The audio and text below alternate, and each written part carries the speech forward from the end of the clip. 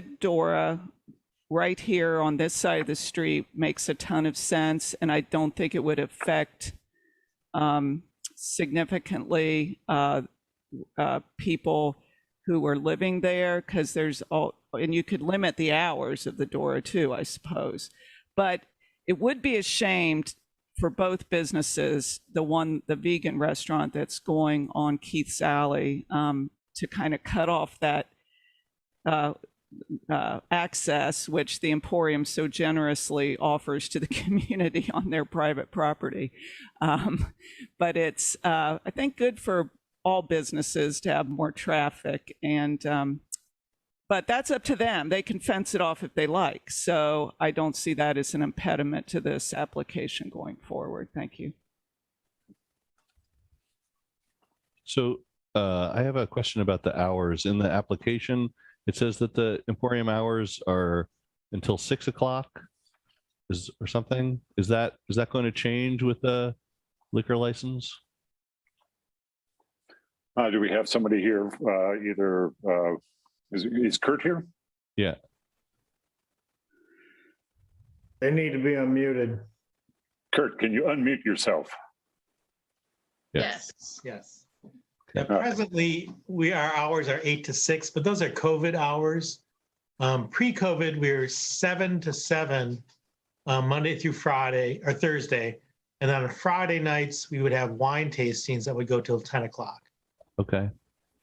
Okay.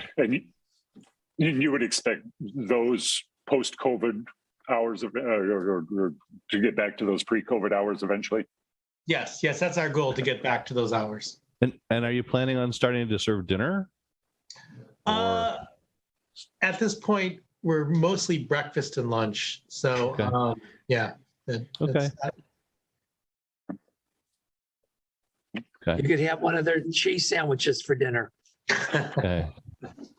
Yeah. We would eventually, I mean, if this were to become a different kind of event on Friday nights, food would definitely be a possibility. You know, some kind of not a formal dinner, but some kind of food. And also with the vegan restaurant opening behind us, that would allow patrons to possibly get food from their restaurant, and we would most likely allow it in our space. So some arrangement like that.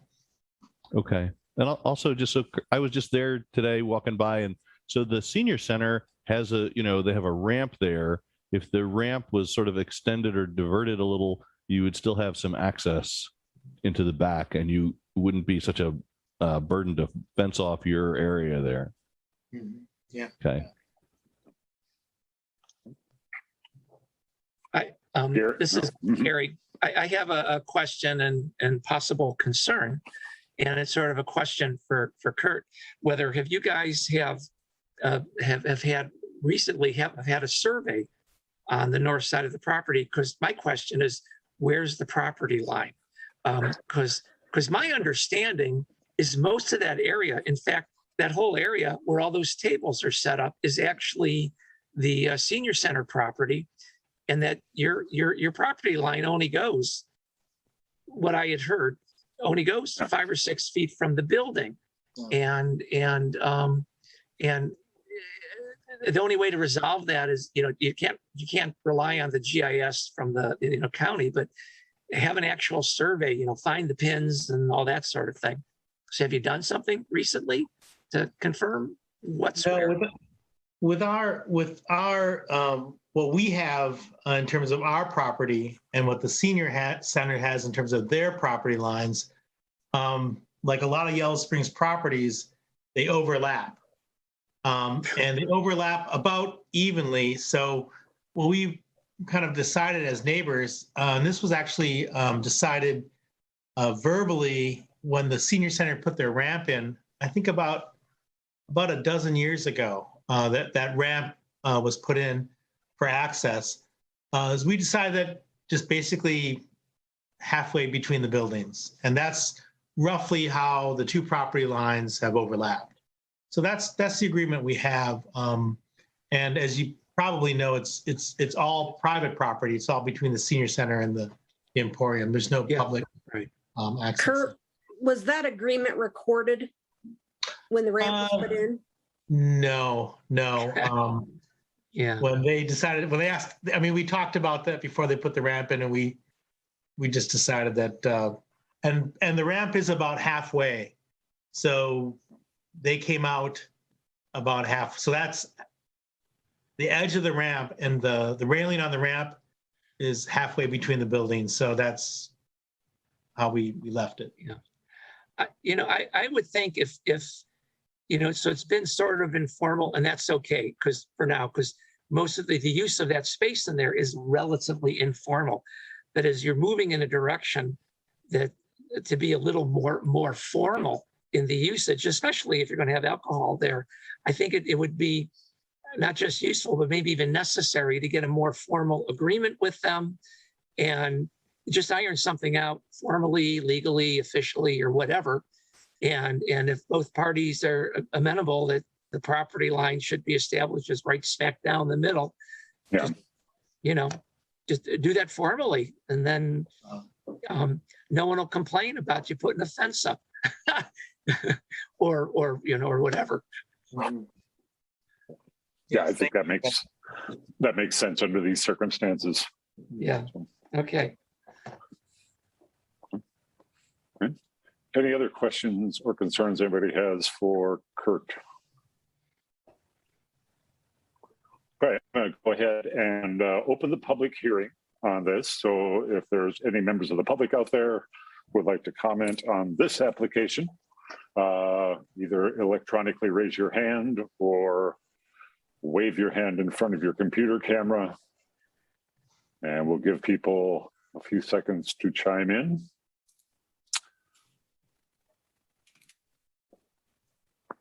You seeing anybody, Judy?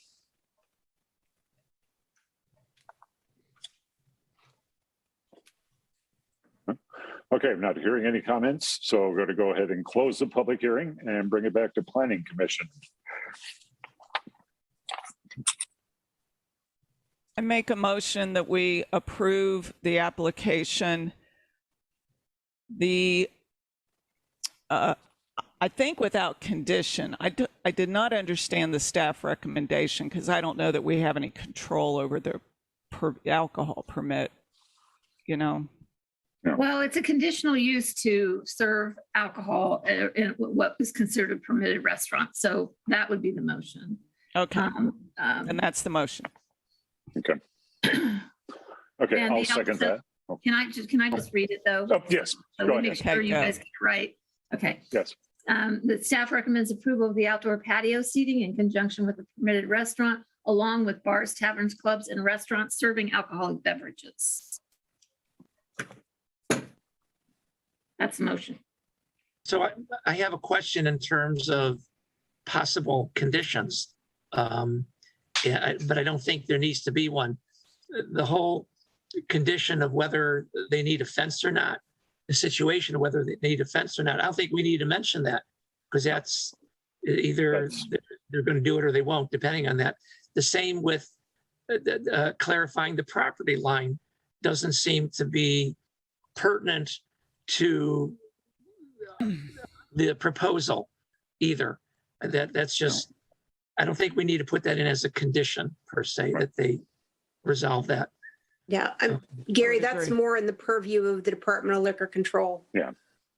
And staff didn't have any conditions for this. Okay. Okay, so Laura made the motion. I believe I seconded it. Is there any further discussion of the motion? Okay, will the clerk call the roll, please? Perlis, Yes. Zaremski, Yes. Green, Yes. Stiles, Yes.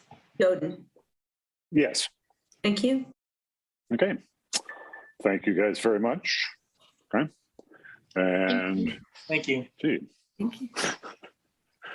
I just get a kick out of the little messages that show up at the top of my computer. It's suddenly telling me it's Taco Tuesday. I'll get rid of that. There we go. All right, so now we will move on to the third public hearing tonight, the Plan Unit Development and Map Amendment Rezoning Application. Greg Smith, developer for Ober Homes, has submitted a PUD application and a map amendment rezoning application for a major subdivision. So move on to this. Denise, would you like to start with the staff summary, please? Sure. There's a lot that we're going to be covering tonight on Yes. this development. So Ober is making a presentation about the proposed development. So I just felt it was necessary to give a little bit of the history regarding this property because I'm not sure it's understood by people why we decided to annex. Back in 1974, the retiring Howard Cahoe, the village manager, had put some sort of a document that he filed with Greene County. So to allow tap-ins for water and sewer to his property. 35 years later, the property owner at that time, Ken Struing, then approached the village to develop that acreage outside the corporate boundary and approached then village manager Mark Cundiff about exercising his right, to use those tap-ins. But the village refused that without annexation. So then we went into a lengthy legal battle, and the village eventually lost that lawsuit, and tap-ins were required for the area. At some point, Miami Township incorporated into their zoning comprehensive land use plan as that area as a growth area for residential development. And so the choice was Ober intended to take the 30 acres and follow the Miami Township zoning, which would have been minimum 10,000 square foot lots, which would probably have been larger homes. And then they'd come to the village for the other portion. It's a total of 52 acres. So when Ober reached out to staff, we immediately began talking about annexation because through annexation, we could have some control over the development. And Ober, like I said, Ober did not request the annexation. They didn't even request it at all, let alone for more density.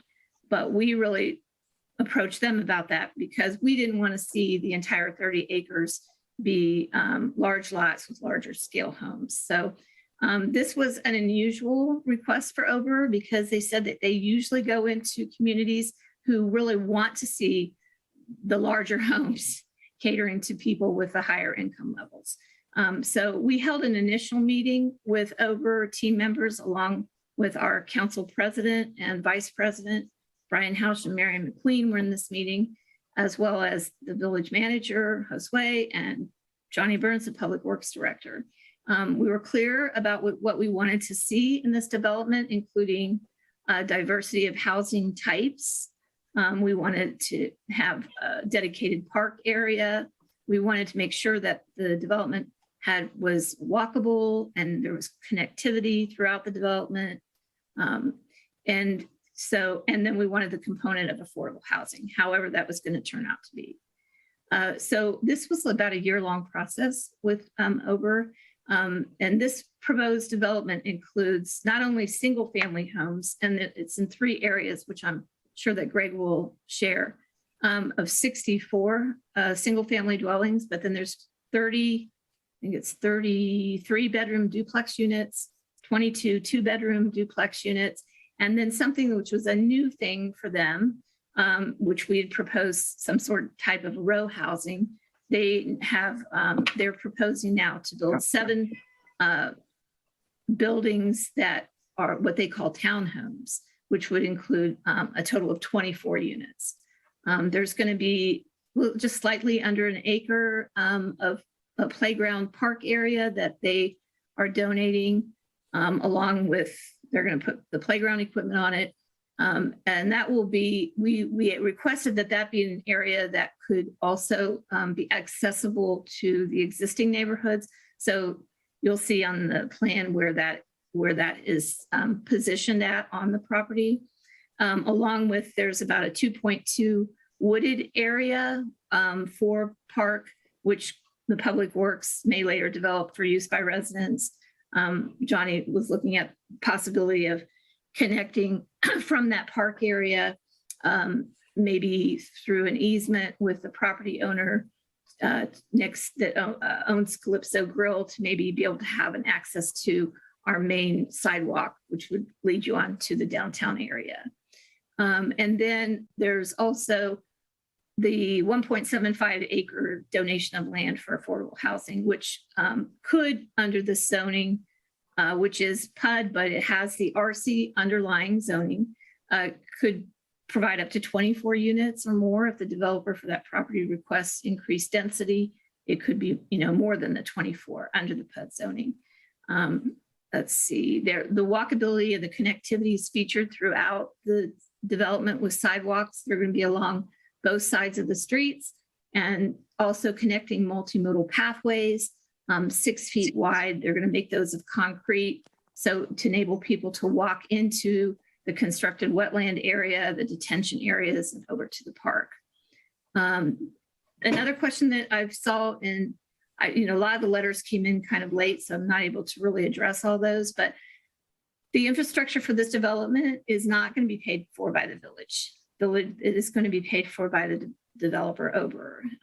So that's really not an issue. There is the capacity for utilities to the site, and Johnny Burns is online if any questions Planning Commission may have about that, as well as any questions from the engineers that helped design that stormwater system. They're online as well.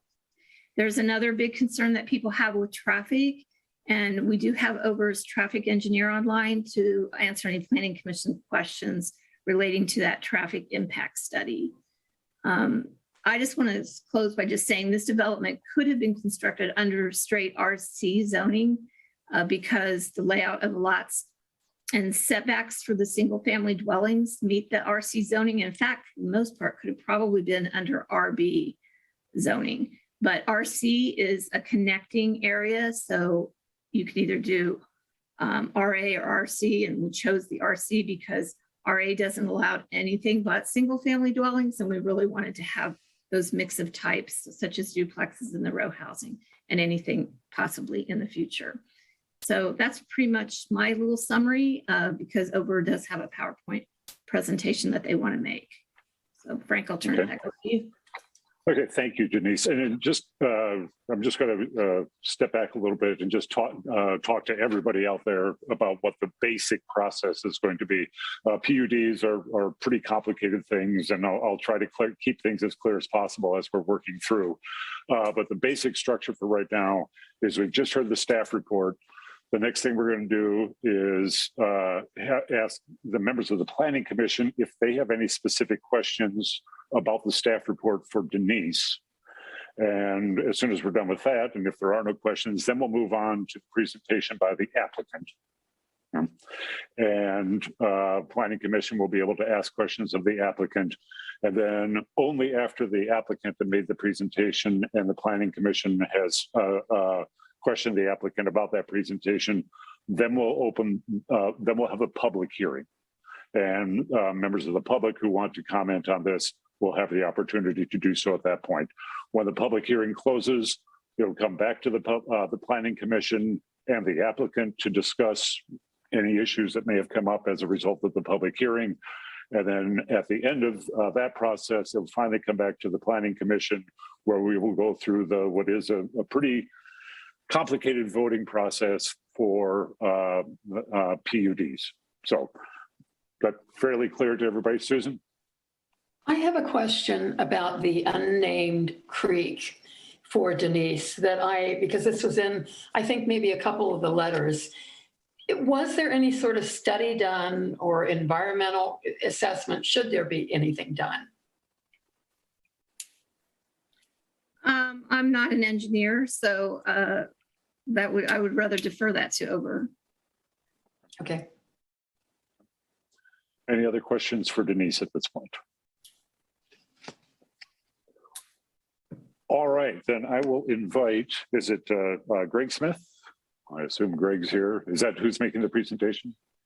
Should be. Okay. Greg, are you there? I believe you're here, Frank. Are we coming in? Oh, there we are. Okay, I can see you now. Well, see if my screen will come up here now. Hit the share screen button.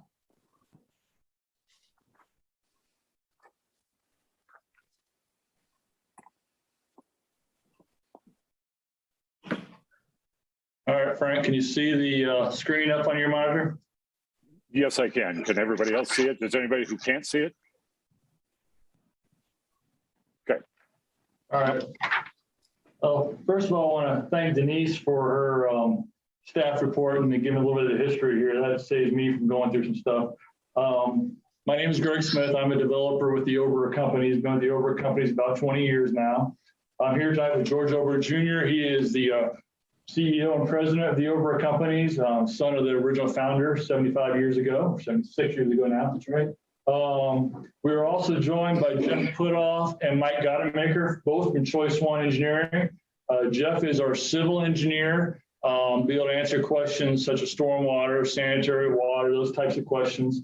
And Mike is the traffic engineer. He'll be able to answer any questions people might have regarding the road improvements and what impact our development may have on the neighborhood and surrounding as far as traffic goes.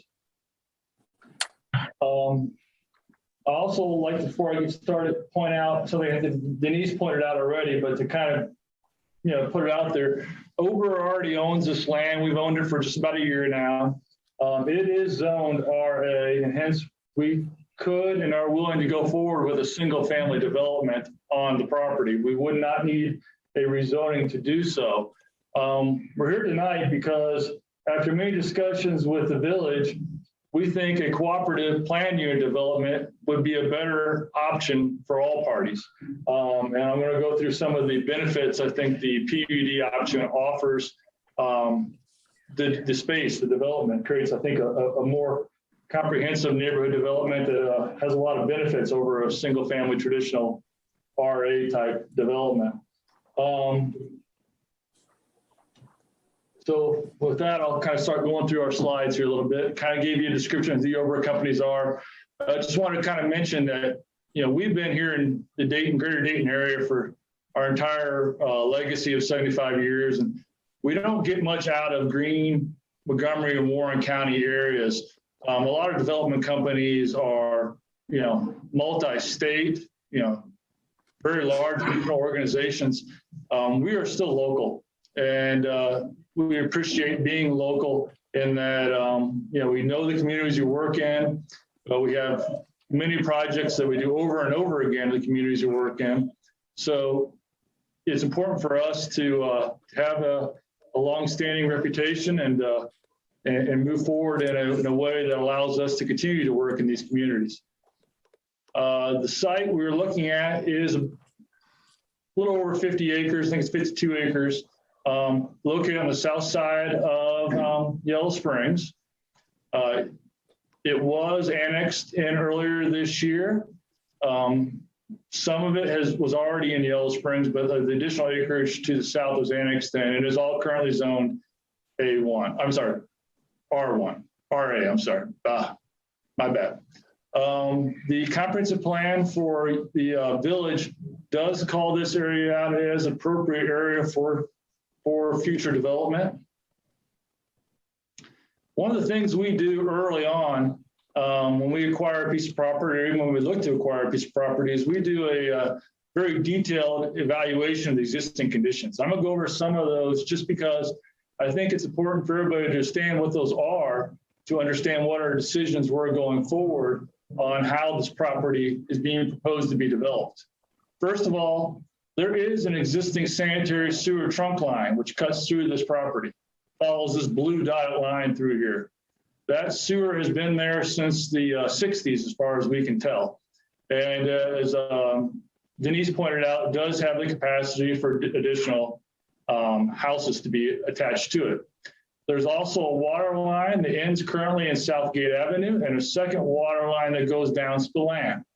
Both of those also have capacity for additional residential connections. The property itself has some very unique conditions. The area over here to the far west has a shallow rock It's only about 4 feet deep. So that area is a little bit sensitive to basements. The area here to the northeast has some topo conditions. It's a very steep area, kind of comes into the existing neighborhood here. The area in the pink seems to be an area that somewhere along in the past, some unsupervised fill was placed here, which also creates a condition we need to be aware of when developing it. It has to be something that when building in this area is done so in a way that the poor soils are mitigated. And that's about 4 feet deep. As mentioned earlier, there is a creek which runs along the entire west side of the neighborhood. I do want to point out we have done studies on this creek, and in fact have already submitted a permit and been approved for a permit to the Ohio EPA and the Corps of Engineers. A small impact is going to need to be made to the creek to continue Southgate Avenue. Basically right now, Southgate Avenue has a storm sewer, which kind of unabatedly releases into that creek. And we are going to fix that situation. That was a design that was approvable in the 60s, would definitely not be something that they would allow a developer to do today. So that is the only impact that we made to the creek, is fixing that storm sewer and continuing Southgate Avenue south. Other than that, there will be no impacts to the creek. And like I said, we've already been approved by the Corps for the one small impact we are going to make, and it should actually improve the situation there. And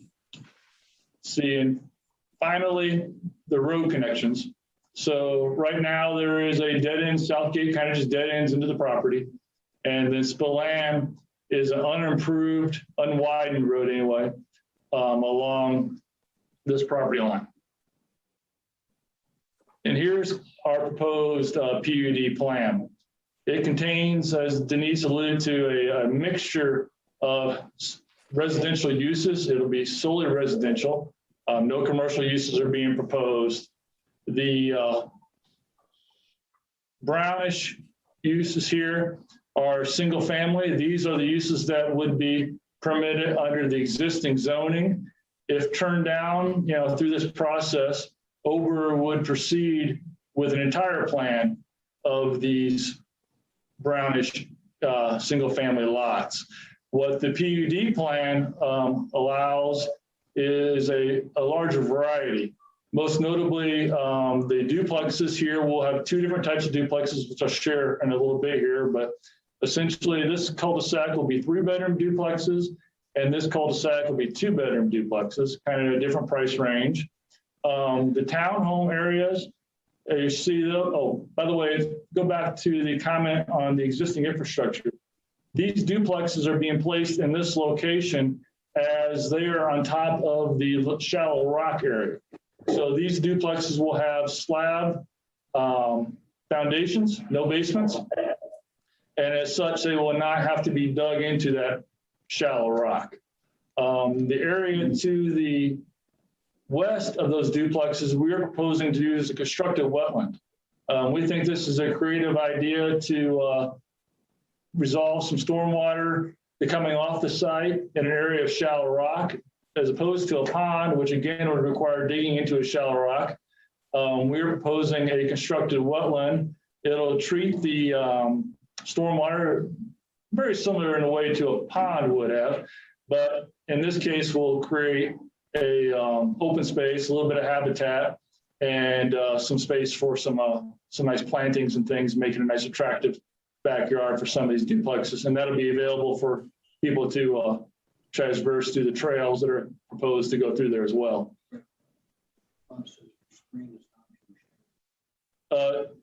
Frank, is my screen still being shared? Yes, I believe so. We had somebody in our office believe otherwise, so I just was asking. Okay. Yeah, no, I can still see. Can everybody else still see it? I can see it. Okay. Yes. I see it. I can Yes. see it. All right, well, that's good. As Denise alluded to through the discussions with the village, we are providing acreage to the village as a donation. which the village will then use to develop affordable housing. Ober will not play a direct role, at least not initially, on how that acreage is used. We may actually submit a proposal, but that'll be up to the village on how that acreage is used and how that, which proposals end up being identified for the affordable housing component. Utilities, this is a kind of a basic utility plan, which kind of shows a little bit what's going on. Again, you have the sanitary sewer, which already runs through the site. It'll show the water line, which will essentially follow the street grid. It does pretty efficient layout for stormwater. You'll see that it has 3 watersheds. The one watershed is already mentioned. We'll go back to this constructed wetland that we were going to create. The other 2 watersheds are a little bit smaller, and they're going to go to new ponds that will be created. Both ponds will have fountains, and under the village code, will be considered amenities. Village expressed to us early on how important, pedestrian connectivity and pedestrian accesses were. And we took this to heart. The 2 pictures to the right are existing Ober communities where we've done this type of thing before in the past, so it's not new to us. And you can see the top arrow shows the proposed path through the donated park. The arrows to the middle and to the east show pedestrian connections to the wetland and then out to Spilan Road. Also, I should fair to mention that the entire community will have sidewalks on both sides of the street through internally. And then we are proposing improving the west side of Spilan Road to include curb and sidewalk on the west side. So that'll give much more walkability in this community, in this neighborhood, than what had previously existed.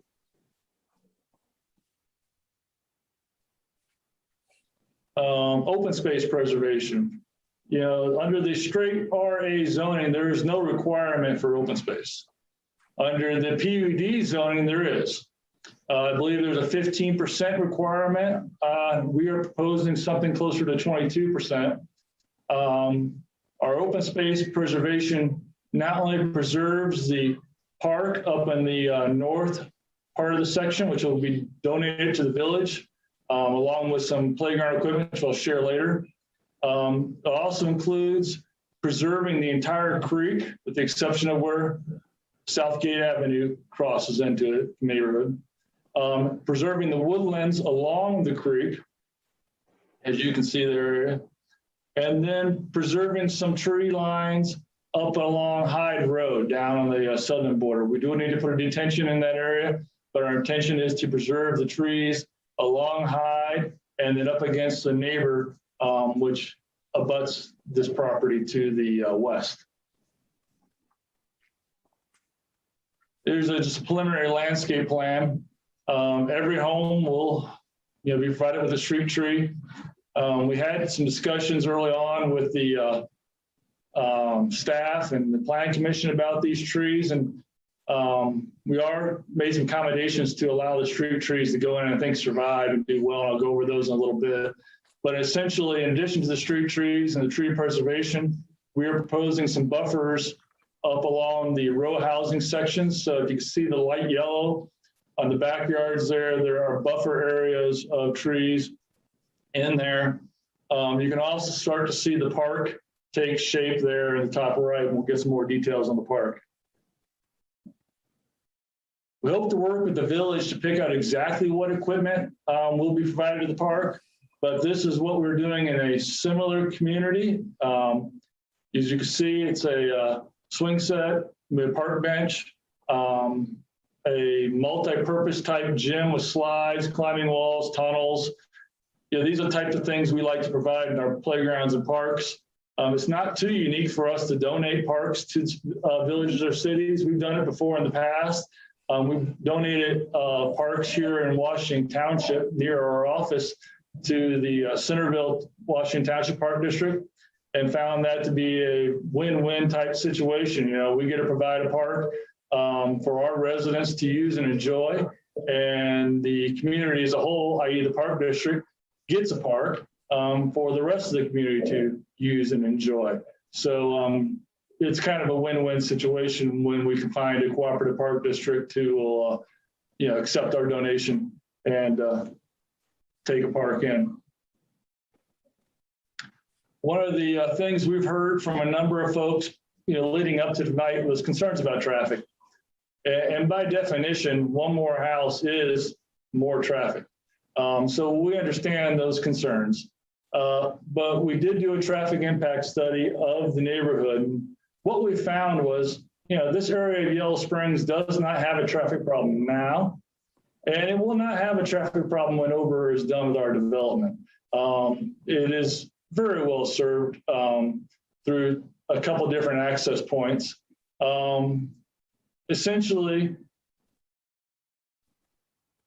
we found that the 100 trips during the AM peak hour and 130 trips during the PM peak hour were about what to expect out of our new development.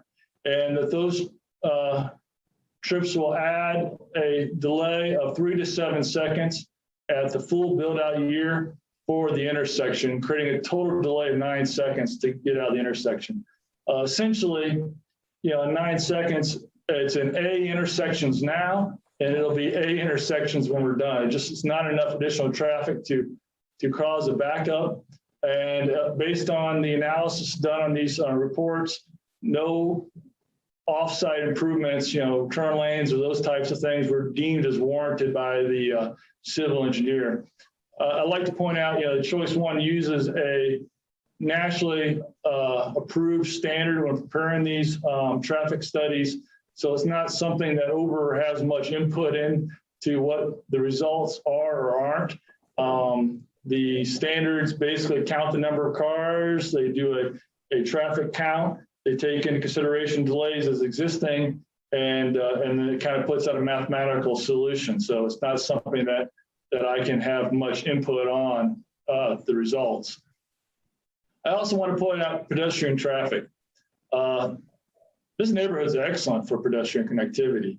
It is only about a mile from downtown. It has a lot of points of interest that are walkable. And I think that a lot of our residents will choose pedestrian or bicycling as at least an alternative motive sometimes for their traffic points. This is a new slide. Some of you have seen this presentation before. I added this slide just because I think it helps answer some of the questions I've received before on how folks will get in and out of the community.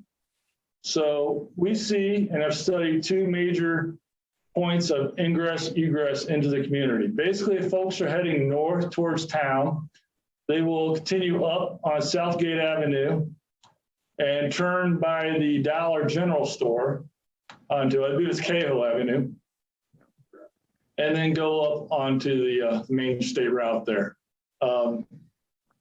That destinations, that route would be probably the most popular way out of the community. The second way out of the community would be through the south. That would head on to Spilan, go to Spilan to this intersection here on Hyde Road, and continue on Hyde over to 68 at this intersection. We see that as a secondary access. Really, the reason people would use this access is going south towards Xenia. And then again, that use would come here to this intersection here in Hyde. We do not see a whole lot of trips anticipated coming back through the neighborhoods. There really isn't a large destination point to the east that would drive trips through the existing neighborhood roads. Not saying people wouldn't go to visit friends or occasionally go there, but the massing of the trips would be by Dollar General and out 68, or down Hyde and out to 68. This is also a new slide from what we had previously presented in some of the earlier presentations. We are proposing 3 different types of roads. And I think this is in a response to some of the comments we've heard. The first one is the wider road. This is basically a cross section of the existing Southgate Avenue. So we would propose extending Southgate Avenue from its existing terminus into our property, then essentially turning east out to Spilan with basically the same road section you currently have on Southgate. So this would be a somewhat wider road, neighborhood road anyway, with 5-foot tree lawns on each side. We are intentionally making the tree lawns wider so that we can keep some trees to survive in there. So we gave those tree lawns an extra foot from the 4-foot that would be traditional. And we think that'll give a higher survivability of the trees along that tree lawn. Then in the secondary streets that run through our neighborhood, we were actually proposing a somewhat narrower street. The second street there, you can see that would meet the Greene County subdivision requirements. So we built the narrower street before. In fact, that is the width of the streets in our Nathaniel's Grove and Oak Brook subdivisions. But by being a little bit narrower, it will essentially lead to slower traffic in those cul-de-sacs and give a chance for cars to go a little slower through that area. As you can see, we're going to keep the sidewalks at the back of the right-of-way. The right-of-way will be the same 50-foot right-of-way as required by the subdivision ordinance, but we're giving 7-foot tree lawns in that area, and that'll give even more room for trees to continue to survive and do well in the tree lawn. And then the final diagram down there on the bottom is our proposal to improve Spilan Road. So Spilan exists, and what we are going to do is do a widening. The widening will be about 4.5 feet to the west on our side of the property line. It'll include a rolled curb, just like the rest of the streets within the neighborhood, a 5-foot tree lawn, similar to the one along the Southgate, and then a 4-foot sidewalk along our side of Spilan. So that kind of gives the Spilan improvements proposals. And then there'll be some homes on that Spilan road which face Spilan and out to Spilan, which make that feel like a neighborhood street, as opposed to a lot of suburban subdivisions actually back homes up to the street. And we really didn't want to do that in this case. We thought since Spilan had homes that fronted to it in the village, that it'd be most proper for us to continue that pattern of development and have homes that front on Spilan. And here's some more detail about the type of homes you're proposing. This is a repeat slide. Some folks have seen this before, but as I said earlier, we'll have single family homes in the areas on the south east corner. You see the ones that are facing Spilan now. There's going to be looks like 8 or 9 homes there up front on Spilan. Many of the other homes will be interior to the community. The area to the north west, where I mentioned had some of the unsupervised fill, those will also be single family homes. All those homes will be on basements. And what that'll do is allow us to put the footers for the homes down below where the unsupervised fill is, and that'll essentially mitigate that concern. And again, the duplexes are over where the shallow rock area is. And then you can see the village controlled affordable housing in the northeast corner of the site, and that'll be donated to the village. And here's what some of the homes will look like. So the 2 pictures on top are pictures of a 3-bedroom duplex. The 2-bedroom duplex is going to look very, very similar. The only difference is it'll have a 1-car garage as opposed to a 2-car garage on that elevation. And then the picture below is our townhome concept. We're still working through this a little bit, the townhomes, but the goal was, again, to provide a different price point for the townhomes, something that could come in a little less expensive than some of the duplexes or single family homes, and make the neighborhood more economically diverse. And then Ober Homes. So I'll give you a little history of Ober Homes. We've been building single family homes for most of our history, and have traditionally had a number of products.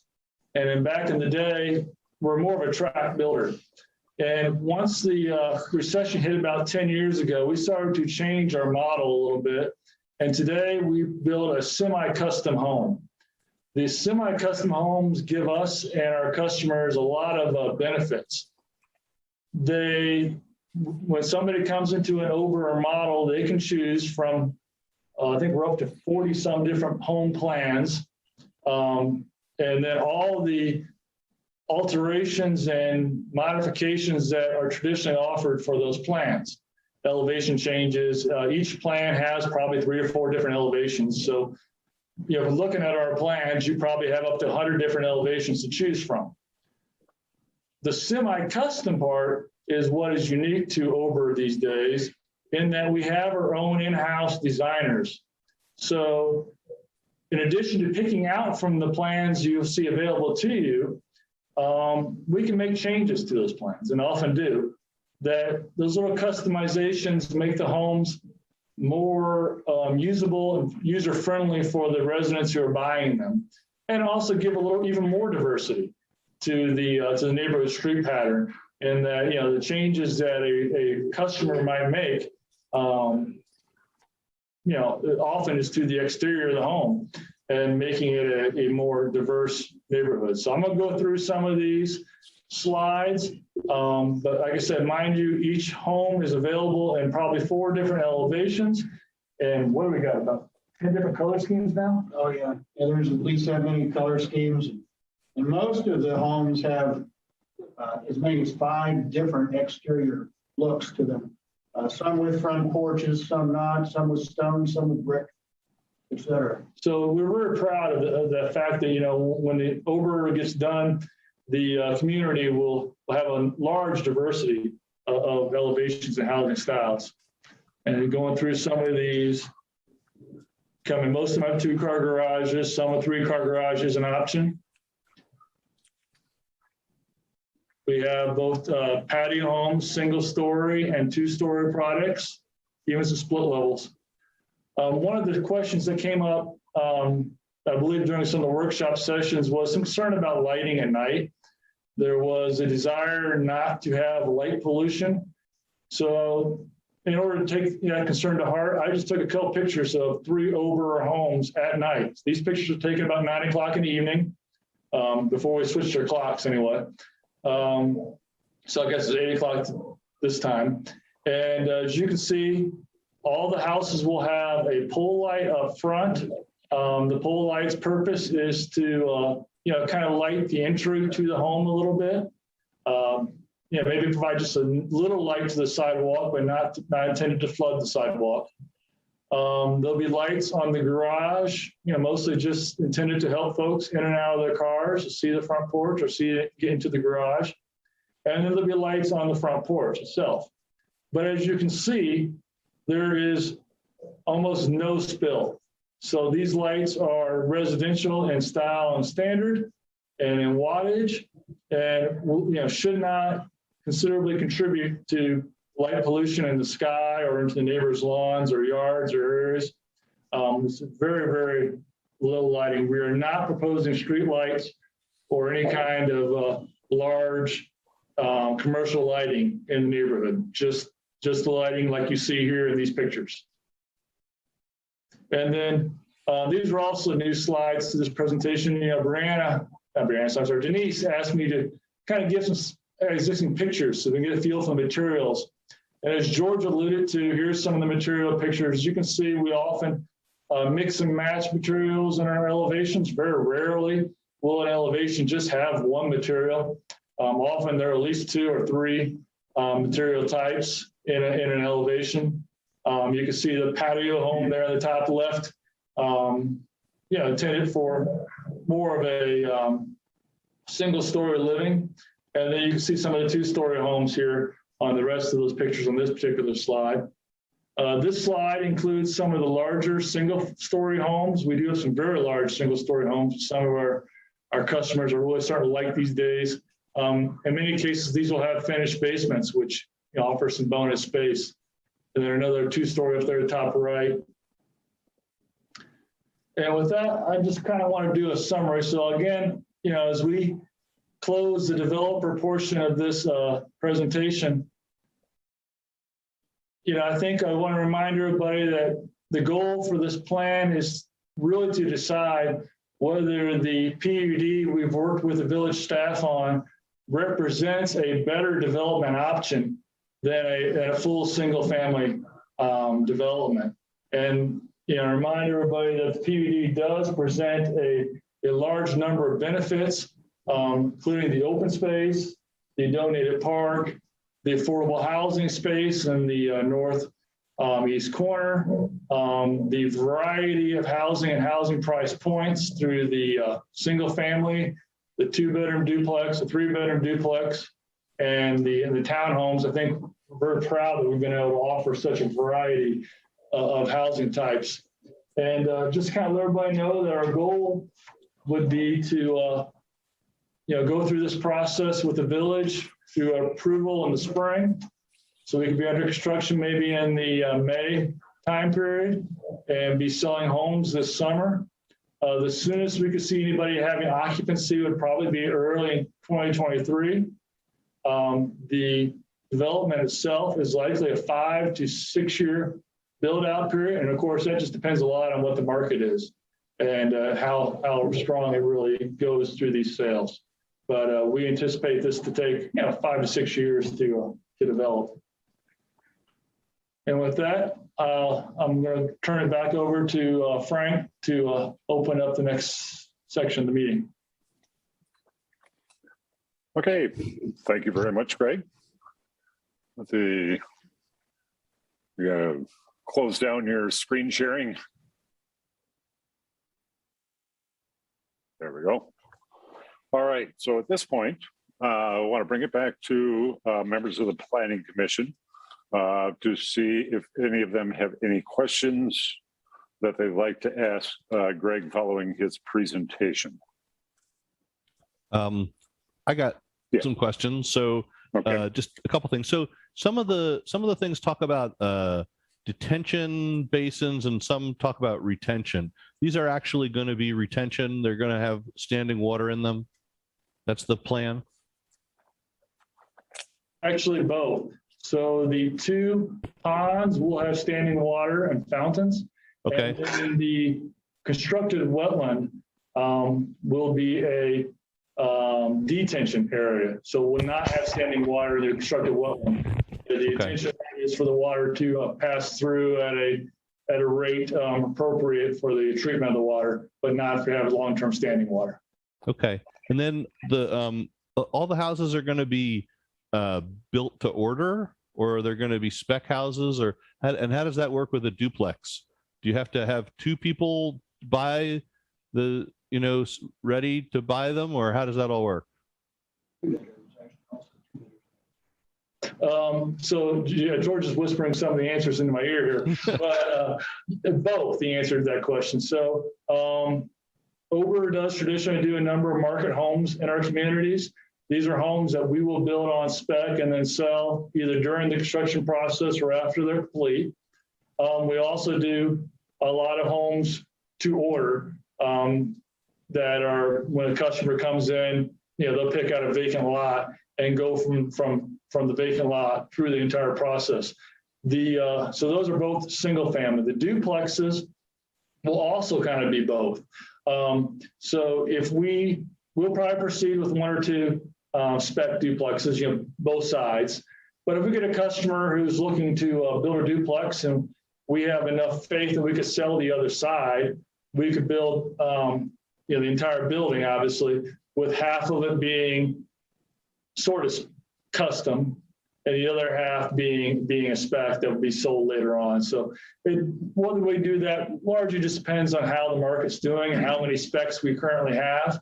Obviously, if I got 3 or 4 vacant duplexes that haven't sold yet, I'd be a little hesitant to do so on spec.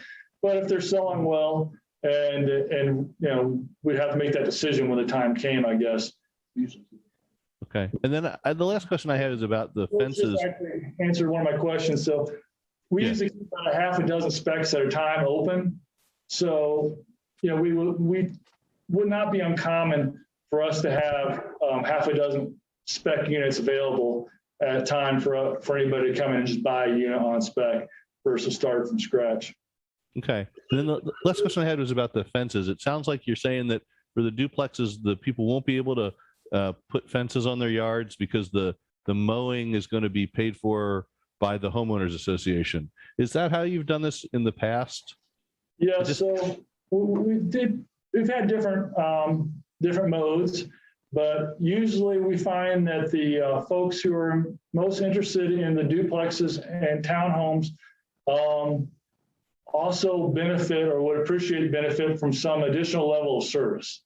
So one of the levels of service that we would intend to offer is lawn mowing and snow shoveling. Okay. So that would be offered through the HOA. Over really would just work as a pass through in that. So essentially what that is, you know, we don't make any money on lawn mowing, but we would hire a lawn mowing company, and the folks who live in the townhomes then would contribute a little bit more to their HOA fees. And those fees then would go to pay for that lawn mowing company to mow their grass and shovel the snow on the sidewalks and driveways. Like I said, it's just a little additional level of service. The only real downside of that is the fencing. You know, we'd have to enable the common mowing company to have access to those areas. So we don't traditionally allow fencing on the duplexes or townhome products for that purpose. Okay. It caught my eye because I just, you know, the idea of somebody, you know, coming through the backyard, and also if you put in a swing set or a sandbox, I don't know that you're still going to have a complicated mowing program. We do have a lot of times swing sets show up, and those aren't usually too big of an issue to mow around. A lot of times also residents will put in additional landscaping, and we allow that with the understanding that, hey, look, if you guys want to put in, you know, more landscaping in this duplex slot than what we traditionally over would, that's fine. It's just, you know, usually the residents' responsibility to take care of that additional landscaping. Okay, thank you. Yes, Susan. I had a question about energy features. Now, I'm sure like appliances and that, there's a requirement that they have to meet certain energy guidelines. But I'm wondering, in your construction, do you have any energy saving features, or can people request those features? George, want to answer this part? Yeah, the answer is yes to both. We already standardly put in like an R21 wall and an R42 ceiling. So the houses are heavily insulated with all, of course, insulated windows and doors. We offer highly energy efficient furnaces and water heaters. But it's not uncommon, and we have had folks that'll opt for instance, for geothermal, or sometimes even try to upgrade to even a higher efficiency than the 97% that we already offer. But the homes are the homes already come very energy efficient. And just as a follow-up, are these stick-built houses, or are any of them ICFs? Primarily, what we do is stick-built houses. Sometimes we will build panels of walls in the factory and ship the panels out. But because of the labor and the supply chain issues right now, we're building as many stick-built houses as we ever have. And is there an option for any family to have solar? We've entertained that particularly for water heaters and things of that nature, but we're open to that. Thank you. We found that not to be very popular with the new construction, only because of the payback, and it also depends upon the tax credits that are prevalent at the time as to how attractive that is to the home buyer. One thing we definitely would do would be pair somebody up with a contractor who specializes in that, because again, it changes so much that we want to make sure that people are getting, you know, rather than let's take a 10% cut or whatever, just here's a guy who knows how to get your benefits and how to get your tax credits and those types of things off that. So, if I can interject, we also, the village, because we own our own electric, we have our own electric company basically as one of our enterprises. We do have a small power production permit program, so people can always come later and add solar, and we have directional meters that can be installed. That is a very unique component and something we'll work with the village to learn about. Other members of Planning Commission, any questions? Yeah, this is Laura Curlis. On Laura. that point, I've installed solar on my garage roof, and I had Greene County made me have a structural engineer come out to make sure it could support it, the weight. So are your roofs constructed in a way that that will not be an issue for the homeowner? We use pre-engineered trusses, so I would imagine they would hold most panels. I mean, obviously, they're not unlimited in their construction, but I wouldn't imagine usually be a problem unless you come with something really, really heavy. We've not run into that so far. Okay. Another question about electric. Will the electric be buried? Yes. All the utilities through the neighborhood are intended to be underground. And are any utilities underground in the tree lawns? No. That's another reason why I did share that section with you. After the discussion we had at the workshop session, we kind of took that back a little bit and improved upon our street section. We made the tree lawns a little wider to kind of give more room for the trees in the tree lawns, and then intending on putting the utilities on the back side of the sidewalks in a utility easement outside of the tree lawns. And maybe this is for Denise. Nothing would prevent the tree committee from working with the village or with Ober to correctly put trees in the right place and the right type in the tree lawn. No, there isn't anything to prevent that. In fact, we explained to Ober that we do have a recommended tree list. We do have the tree committee. So they were already planning on using Ohio native plants and trees, and we will in the final plan, we'll get the final details of the landscaping plan with them. I just want to make sure nothing prevents the use of the tree lawn, because if the right tree is chosen, it wouldn't do things like pull up sidewalks or cause problems. Right, So it's, like I said, we did take to heart some of the comments during the workshop session. I think it was one of the ones shared with us, Yeah. and we agree. So we did a little bit of widening of the tree lawns, and I believe we did some changes to our landscape plan based on the information that Denise provided. So I appreciate the input that was given to the workshop session, and I hope that the commission sees some of our changes as being reflective of that.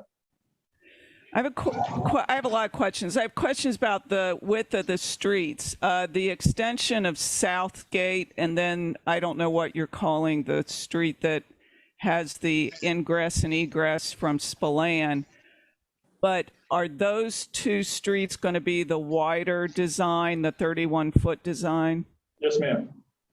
And is a 31-foot design enable two-way traffic with parking on street?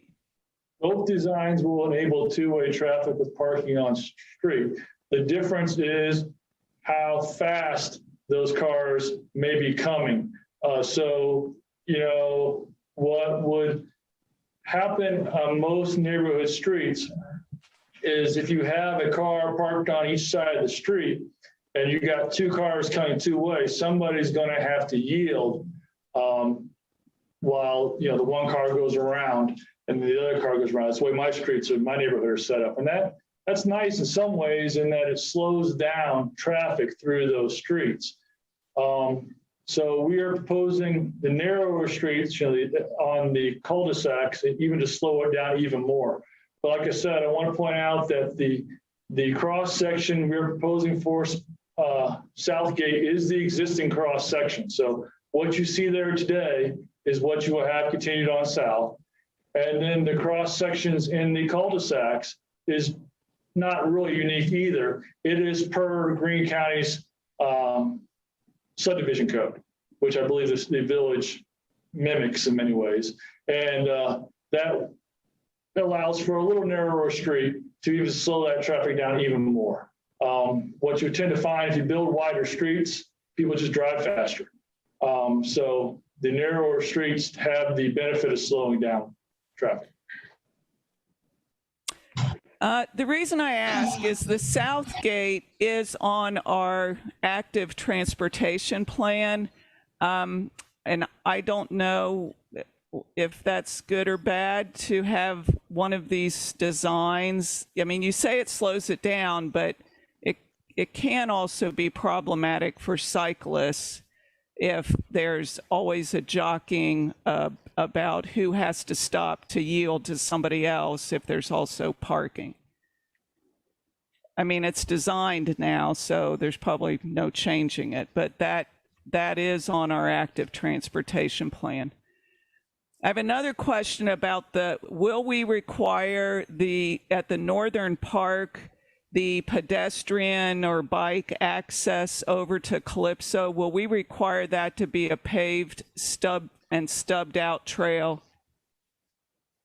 That's something in the future that it would be up to Public Works to do, because that isn't over land, and we would have to get into some kind of agreement with the owner of Calypso Grill. I know that, but you know, if this were a street, we might require the developer to stub it out at the place where we expect it to carry on when the opportunity arises. It is our intention to pave that trail. Okay. And does this development meet our complete streets plan and policy? Yes.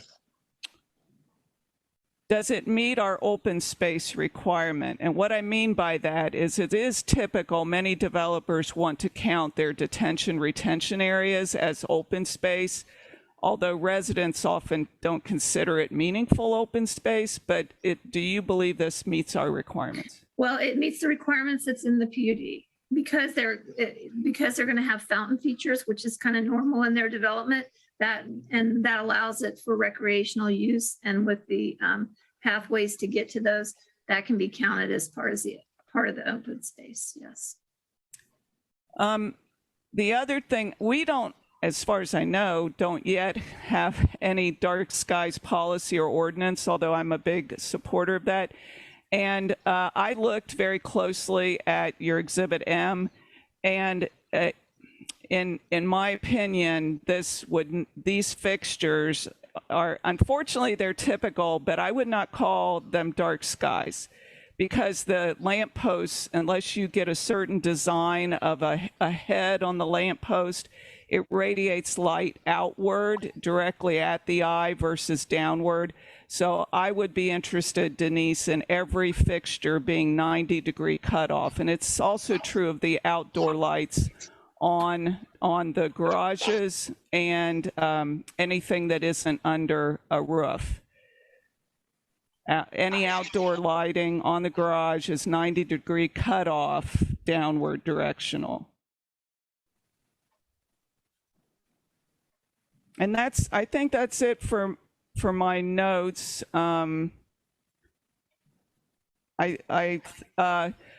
think it does meet our diversity of types of housing. I think that some, and we've had comments about the design, although I understand why you say there is a variety of designs here from those who are more into architectural types. They might say there could be more diversity in that, but it is, your products are what they are. And we don't, Denise, correct me if I'm wrong, we don't currently have any design standards. Is that correct? Not really. I mean, we have some architectural, but they don't get that specific. Right. And some of those relate to, if you're asking for more modifications to things, like modifications to the minimum requirements or to the size, which they're not asking for, then that's where you might get into other things like cool roof technology and those kind of features. Thank you. So, Brianne, can I ask a question at this point? Sure. So Laura's made a suggestion/request. It's not a motion. I don't know where to put it in the scheme of things, and I don't know how it gets presented to Ober because it's not a requirement of the PUD. What do we do? Right. Well, again, I would remind Planning Commission that you're looking at 125406 standards when you're reviewing this application and making your recommendation. And eventually what you're going to have to decide after you look at the review standards is whether you're forwarding a recommendation to council to approve, disapprove, or approve with modifications. So after the public hearing would be the time to make any motion as far as modifications. If you do suggest modifications as a commission, they should be grounded in the code. So you would probably want to point to where in chapter 1254 you're getting the language if you make any motions for modifications. Hey, Judy, somebody's trying, so Frank needs to be unmuted. He ain't got co-share no more.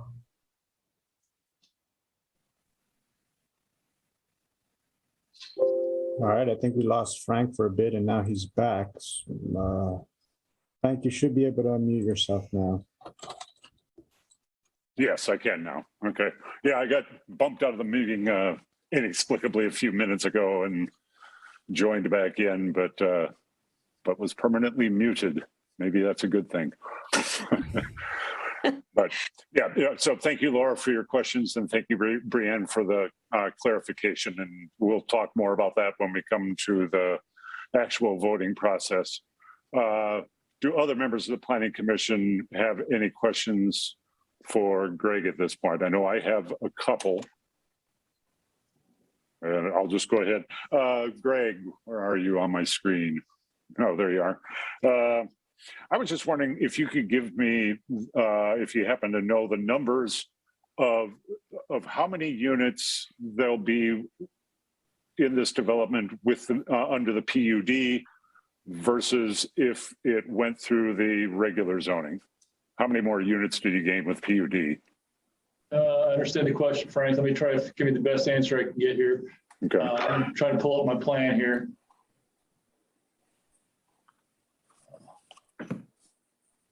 Yeah, if somebody sees me staring at the screen, it's because I'm trying to count. I do believe we have 70 some single family units in this particular plan. There was 1, 2, 3, 4, 7 4-unit buildings. So, roughly 28 townhomes. And then give or take. Are we talking about what you're proposing now? Yes.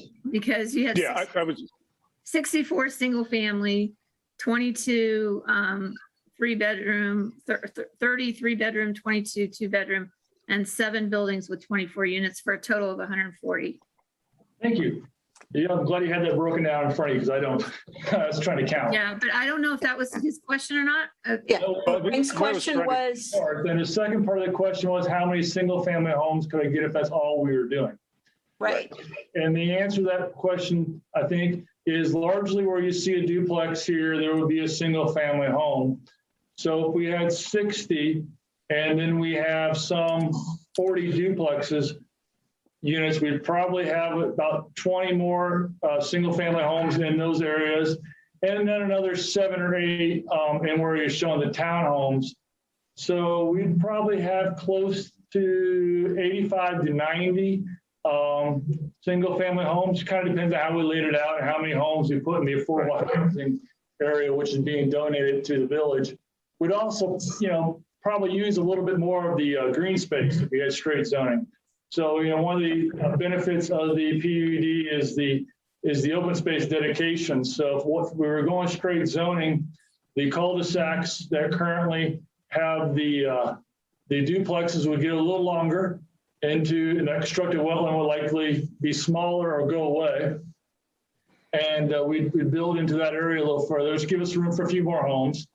And then, of course, we could, like I said, build on the area for the affordable housing, and then we could build on the park area too. So if we try to maximize out the site for just single family and really did our tightest layout, we'd probably get close to 100 single family homes here if we really look at it. George just said 100. We did have a plan for 117 at one time. Okay, and then another question I have is, and this has to do with your, if you want to grab it, your Exhibit K, the Homeowners Association.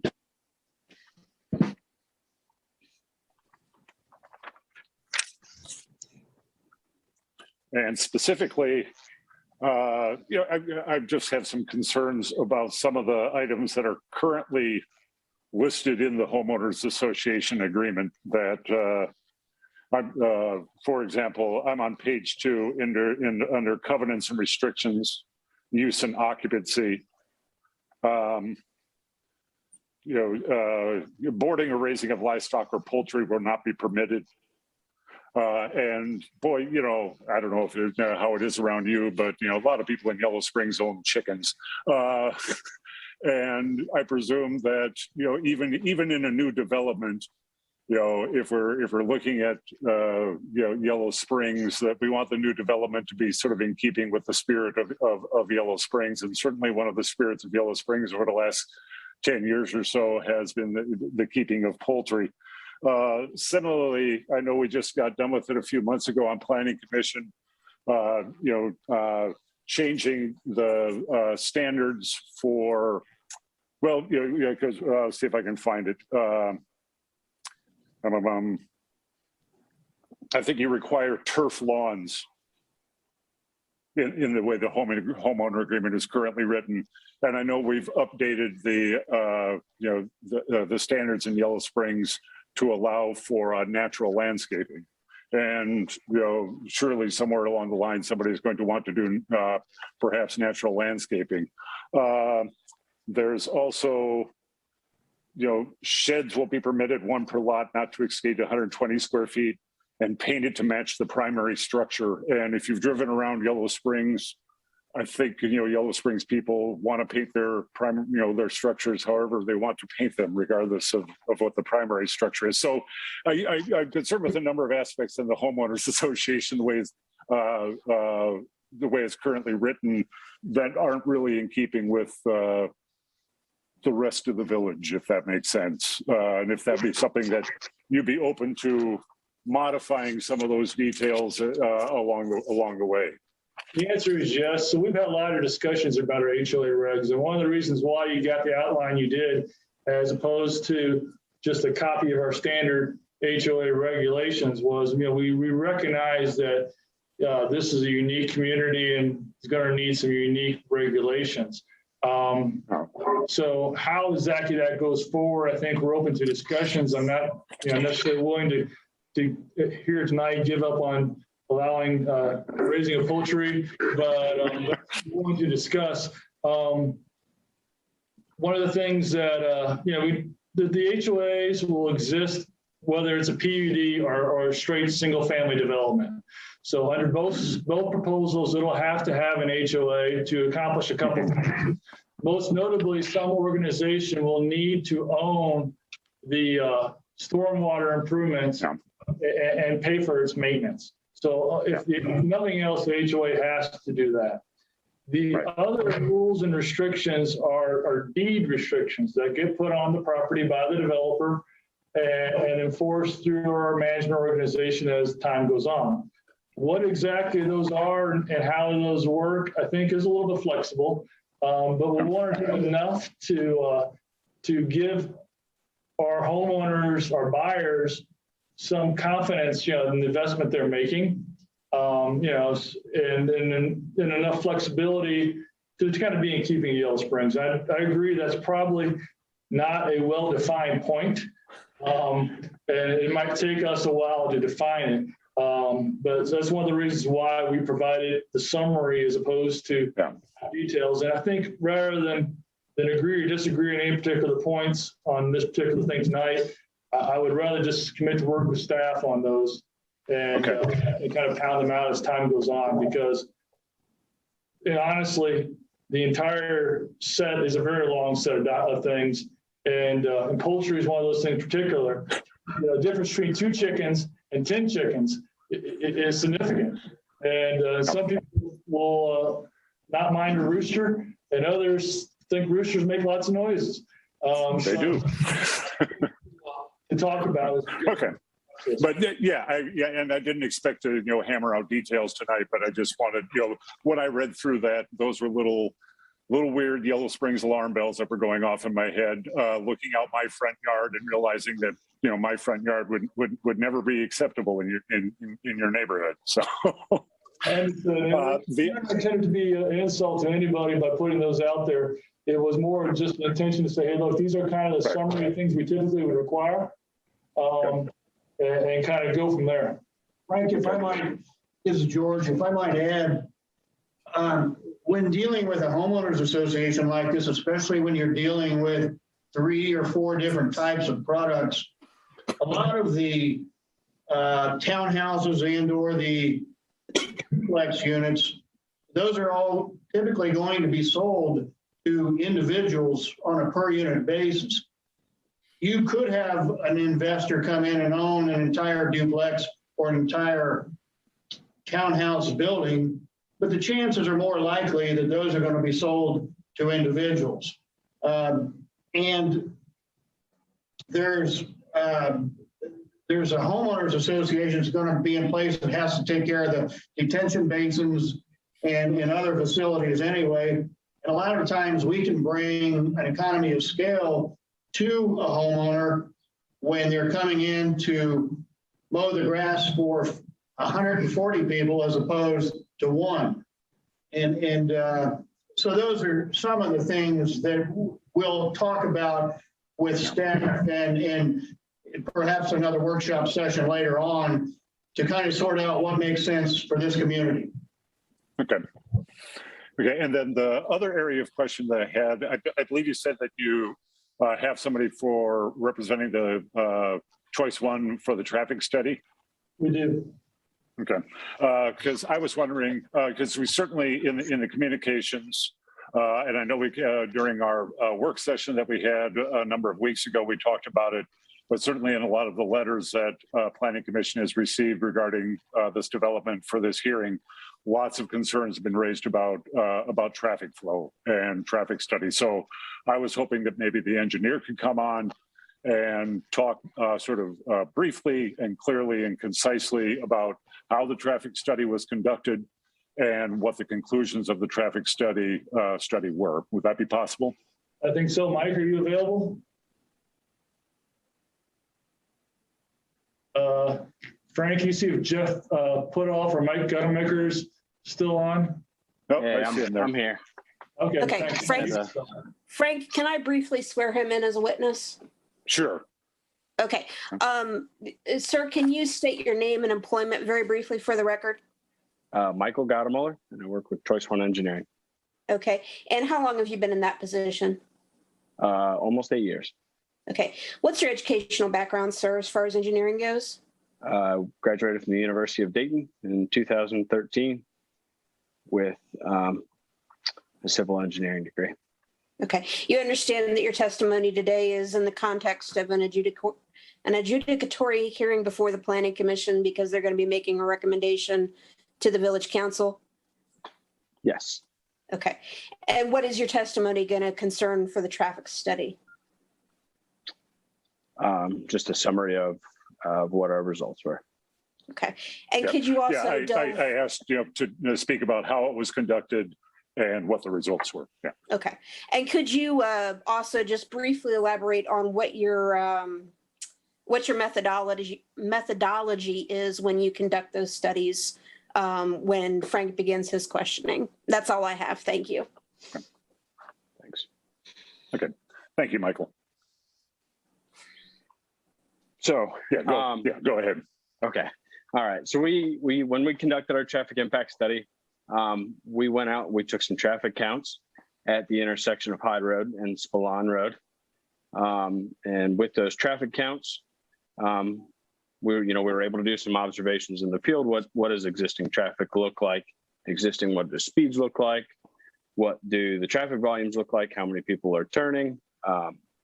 Do some field observations. And from the field observations, we come back in the office, process all the traffic data, and we begin our analysis based on the number of homes in the field. So we have a total number of homes. We utilize information from ODOT, the Ohio Department of Transportation, and nationally accepted standards to come up with a number of trips that the proposed development is going to generate. So we come up with. And those numbers are pretty standard across the country when these surveys are done, aren't there? These traffic studies are done, aren't they? That's correct, Frank. The Institute of Transportation Engineers, the ITE, they have standard, they've come up with trip generation numbers to help us come up with that. And that's what every traffic impact study we do, almost every traffic study that we do, it utilizes those numbers. So we found for this development, we found what kind of trips this facility would generate. And from there, we do some traffic forecast. So we know the existing traffic volumes. We know approximately the number of trips that the facility is going to generate. And we distribute those additional trips onto the roadways.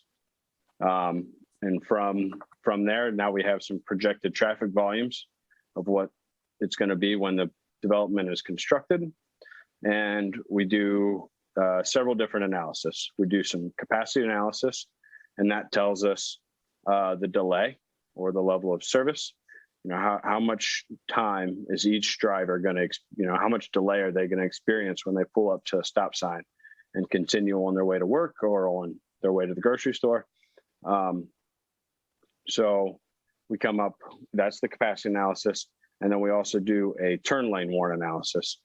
So we'll look at the intersections that we studied, which in this case, we studied the intersection of Spilan and the proposed drive, and the nationally accepted, or what almost every community, what we do is we go one drive beyond that. So in this case, we went one drive south, Spilan and Hyde Road, and then Spilan and Edgefield Drive. So those were then, and then Southgate and Edgefield was our study limits. So we looked at those four intersections, and we did our capacity analysis and the turn lane warrant analysis. And we did a site distance analysis at the intersection of Spilan and the proposed drive. And in summary of what we found is on the capacity analysis side, there's very, very little additional delay that drivers are going to see. Out here we have a level of service A, or less than 10 seconds of delay for every approach. In a setting like this, generally what ODOT accepts is up to a level of service D. So we are much, much better than what those thresholds are. And then we did the turn lane warrant analysis. And based on the turn lane warrant analysis, there were no additional turn lanes. So like a left turn lane or a right turn lane, there were no turn lanes warranted. Those are charts that we follow based on the traffic volumes. And that's standard from the Ohio Department of Transportation. So there were no turn lanes warranted. And then finally, we did our site distance analysis, and we did that at the intersection of Spilan and the proposed drive. And what we found was that there was sufficient site distance looking left and looking right as you exit the development to merge onto Spilan Road. Frank, does that answer most of your questions? Yeah, I think so. Do any other members of the Planning Commission have any questions? Yeah, I have a question about this. So on this proposed drive going out into Spilan, so if you turn right, you get to Hyde Road. A lot of the folks who are concerned about the traffic are folks who live on Spilan, but they would be, if you had gone out of that drive and turned left. Do you have did you use a number for how many more people are going to be driving down Spilan who are going to come out of the development, turn left, or are going to be driving down Spilan and then turning into the development? So what we anticipated was approximately 65% of the vehicles will be turning right out of the development, with the remaining vehicles turning left. Okay. And so how many extra cars on Spilan does that work out to be? I'm sure I could have looked it up in the thing, but I didn't realize I was going to ask the question. Yeah, just one second. So in the typical peak hour on Spilan,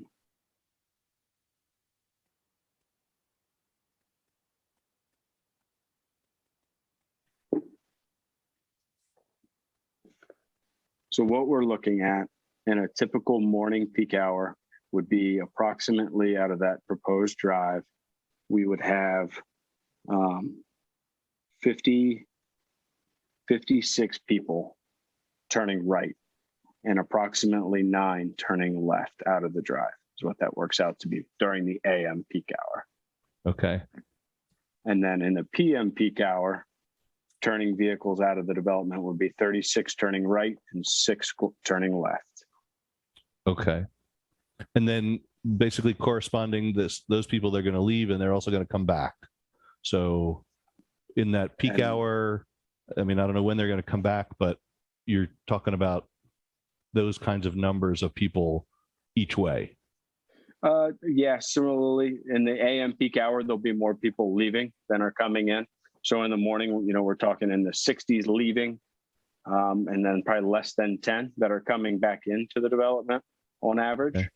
And then in the evening, we have in the 40s, in the low 40s that are going to be leaving during the typical peak hour, and in the neighborhood of in the 20s coming back into the development during the peak hour. Okay. All right. Thank you. And by peak hour, just so everybody's clear, and you tend to use peak hour numbers, so that's kind of like a worst case scenario. Is that's as heavy as it's going to be? Correct, Frank. That what we typically look at are what is typically the highest AM peak hour. You know, when people are going to work, coming home from, or going to work, and then in the evenings when they're coming home from work. Those are the 2 hours that we look at in worst case. And what we find in most situations is usually the PM peak hour in a traditional residential setting is the higher. Okay. Any members of the planning? Yeah, Laura. I have a couple of questions back to the width of the streets and what's going to be permitted. So on the extension of Southgate, and I presume the street that connects to Spilan, these are the two bigger streets, is that correct? 31, the street 30, that 31. Goes all the way through. Yeah. Yeah. Laura, they called that Street A is the piece that Street goes A. off of Okay. Spilan.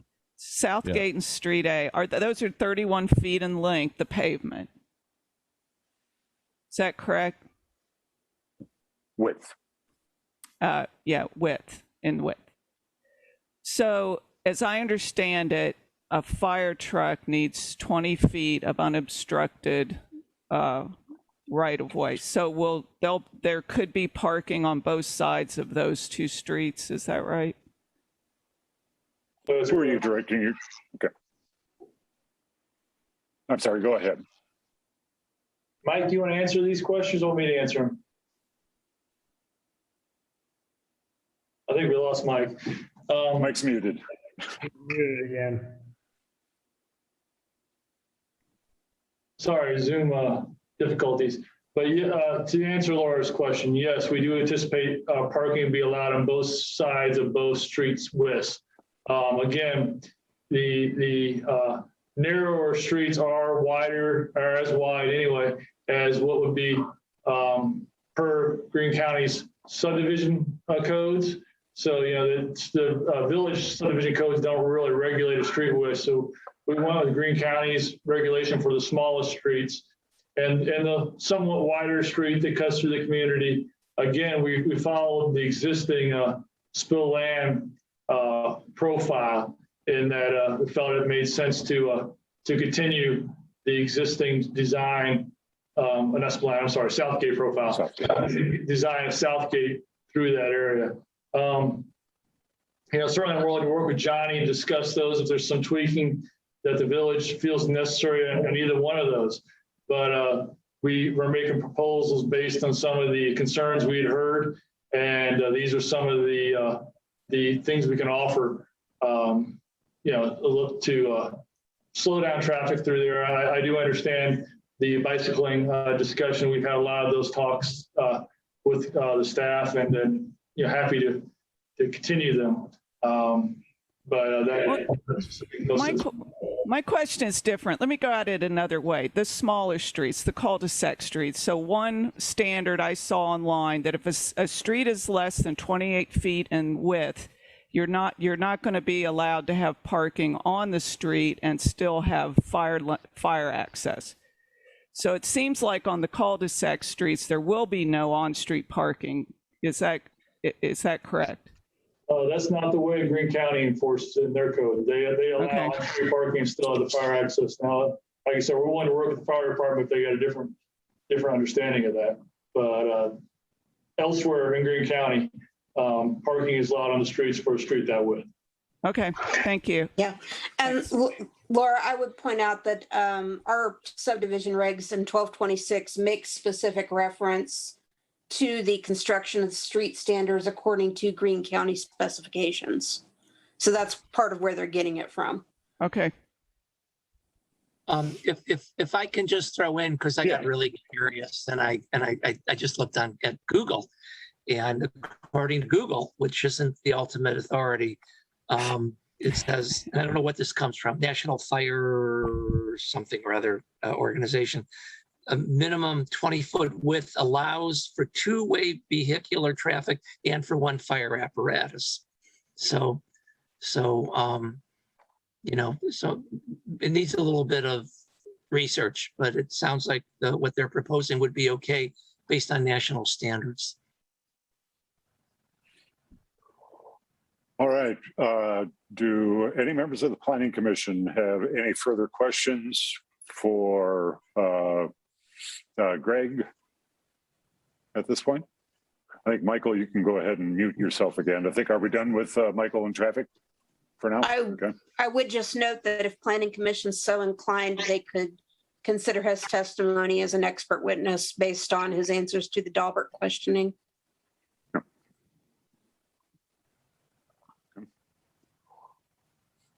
Okay, so do members of the Planning Commission, any remaining questions right now for Greg? Because I'm getting ready to open up the public hearing otherwise. Frank, before you open the public hearing, we just make a determination that I will make note of questions. All responses to questions be held until the public hearing is closed again, if you're agreeable with that. And then if you could let me know how many minutes we're giving people. Okay. I think what we'd like to do is, because I presume there's a lot of people here who would like to speak to this. And so we're probably going to try to limit your comments to 2 minutes. Judy will be keeping time on your comments. And when you reach the 2 minutes, she'll chime in and say, time is up. And I'll give you time to finish your sentence, but then we'll have to move on to the next person who wants to speak. So you're going to keep track of the questions that are raised, Judy? Is that what you were saying? And then be able to, instead of this public hearing turning into a back and forth, we'll just collect the questions and we'll get them addressed at the end after everybody's had a chance to ask their questions or raise their concerns. So once again, please be patient in the Zoom format and raise your hands electronically, or if that doesn't work for you, somehow try to wave around and catch people's attention, and we will get you logged in. And I have about 80 people on my screen right now, so I'm hoping I'll be able to read everybody's names. But why don't we start with Kevin? You're the first person I see, upper left-hand corner. Kevin Stokes. Kevin, I would remind you about our conversation last week.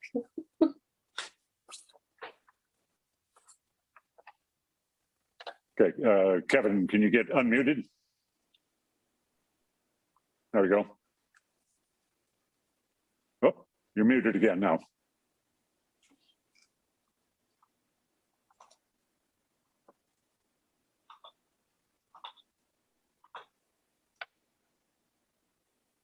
Can Kevin unmute himself, or does he have to be unmuted? we go. Okay. Okay.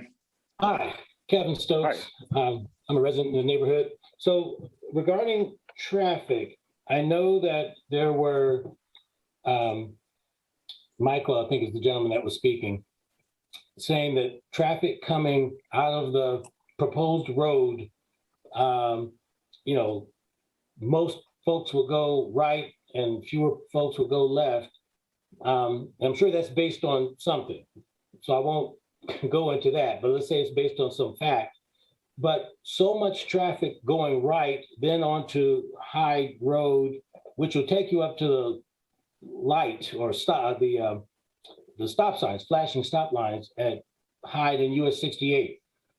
Has that intersection been considered in terms of the impact? I know it's outside of whatever parameters you set for your study, you know, but we are contributing to, you know, another major intersection that's not the most pleasant intersection to go through in the first place, as it is, because of various factors. So has the impact to that intersection been considered? And to what degree would anyone on this call be responsible for doing something about it? I think that's all I have. Thank you very much for your time. Okay, thank you, Kevin. I'm just going to keep going in a line here. Max Chrome.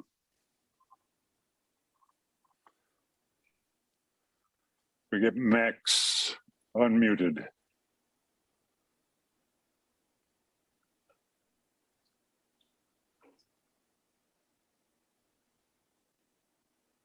Nope. Max, are you there?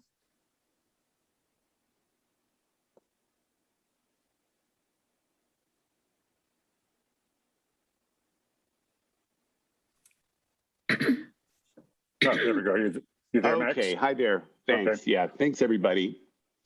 Hi. I'll try to go quick. I have a lot of concerns about. And we do have your letter as part of the record as well. So thank you. Thank you. So I'd encourage everyone to get access to my letter. It's a very detailed analysis of the application. Anyone who has questions about this, I'd encourage you to take a look at that. I wanted to really take a high-level look at what this is. The developer is asking for a planned unit development, a PUD.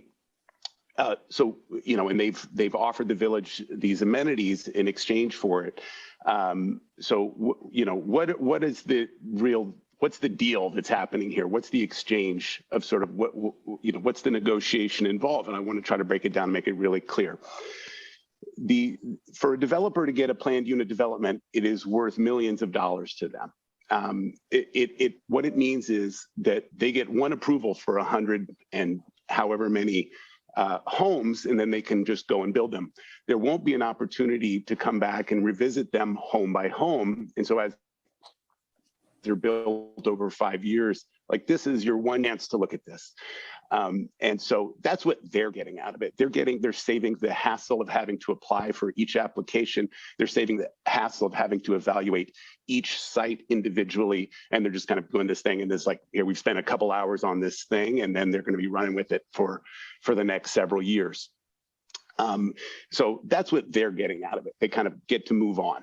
And what we're getting out of it, we're getting some increased density. We're getting an acre for a park. We're getting a couple acres for affordable housing. But I want to put it to everybody, that's way too cheap to sell what we're giving. What we're giving up is the ability to control the feel and the look of the development. There's 1,600 households in Yellow Springs. They're proposing, this is about 8% of the households. So what we're talking about tonight would increase the number of households by 8%. That's huge. This village is— And that is 2 minutes.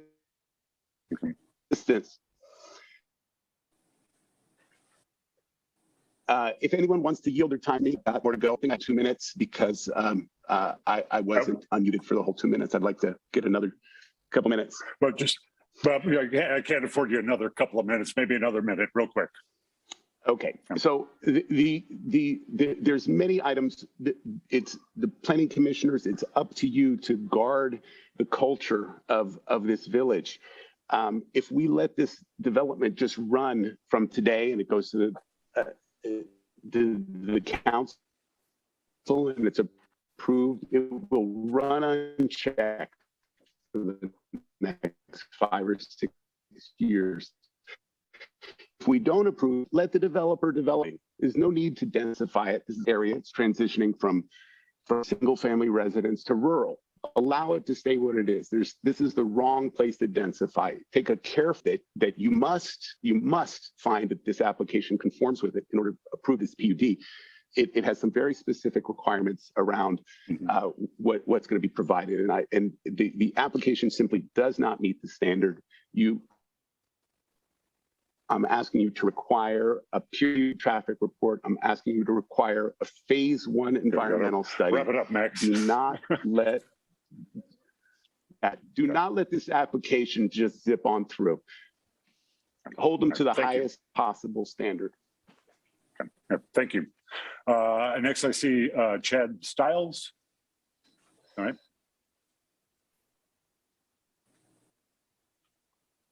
We get Chad unmuted.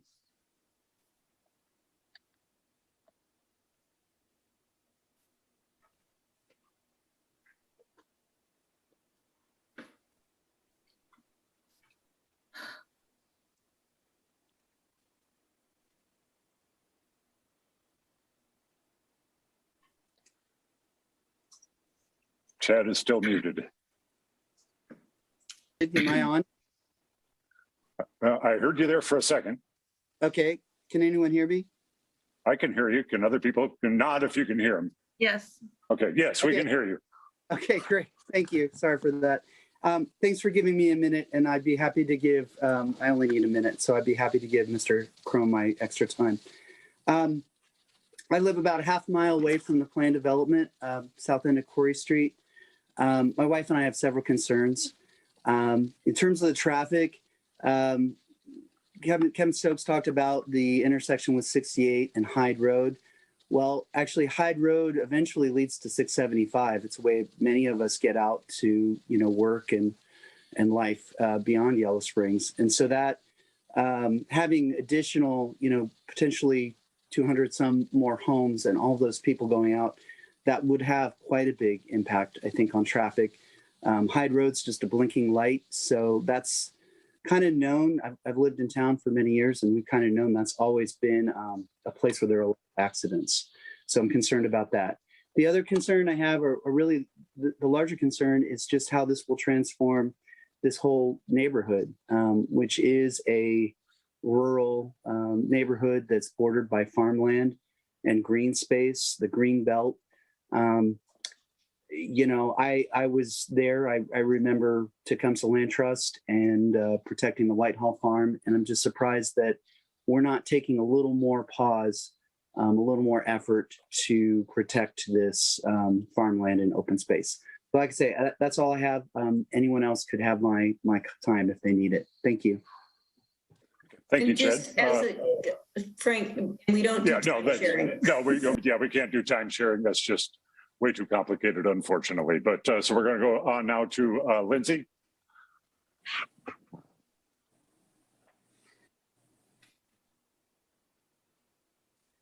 I would like to go ahead and yield my time to Max. He has more to say. Well, we're just, that's very complicated, particularly in a Zoom format. So if you have a comment to make, please go ahead. Okay.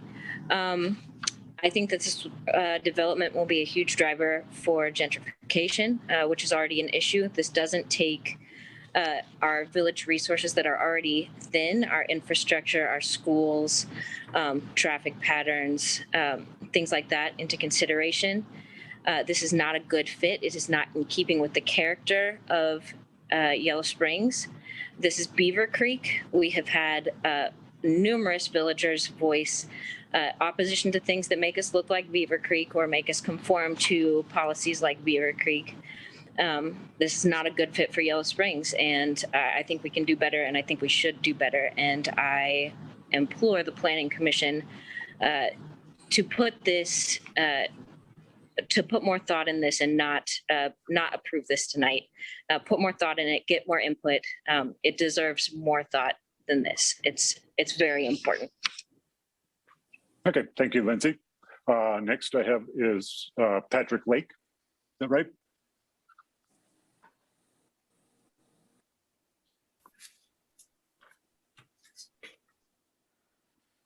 Patrick, you there? Oh, yep, I am. Good evening. Thank you so much. I'd like to echo the concerns that Max and Lindsay brought up. I'd like to challenge the traffic study. I don't believe that it took enough factors into consideration. There was no consideration of the pedestrian and bicycle traffic on Spilan, which is significant through the day.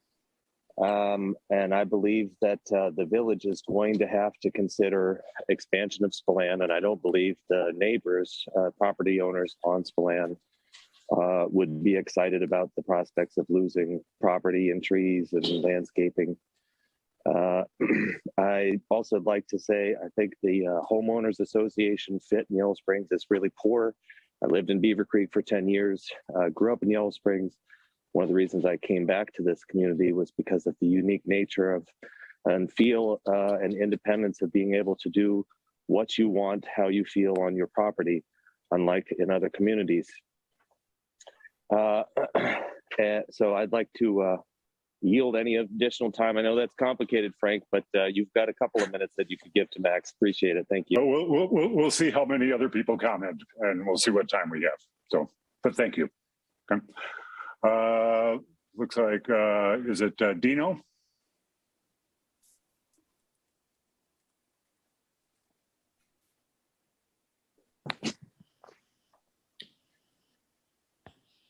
Will you let me in?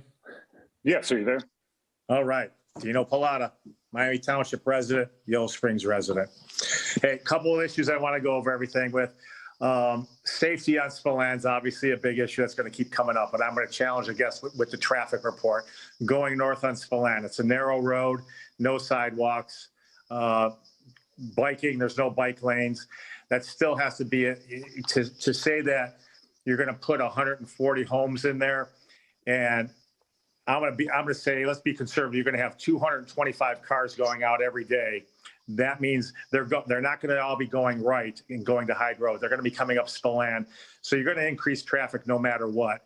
And in doing so, you're going to impact negatively that neighborhood, an existing neighborhood with a new development. And I hope that Planning Commission, along with Ober, has taken a look at this. We like to have a negative impact report on what this traffic is going to do to that existing neighborhood. And I think that's something that's important that's got to be taken into account, is what that impact is going to be. And it's going to be a negative impact, and we'd like to see what that negative impact report will come back as. For the record, I want to hear again that we said that there is going to be no cost to the taxpayers with infrastructure, the cost of the roads, cost of the sewer lines, cost of electric. I want to hear that from the record from Denise or from anybody that's official on the village to say that we're not going to be having to subsidize this through taxes. Lastly, I want to look at the green technology, just green technology in building these units. It's exclusive. I mean, we have a unique way of doing things in Yellow Springs, and I want to make sure that we're looking at this, that green technology is being used on these new homes. And if it's not being looked at, we need to know why it's not being looked at. We really want to look at it because we're a green community and we want to push forward with that. I look forward to your responses. And again, I'm going to say the same thing that Patrick said and everyone else said. Don't rush into this. Get the answers. We need the answers and know what we're getting into before we push forward with this. Thank you. Okay. Thank you, Dino.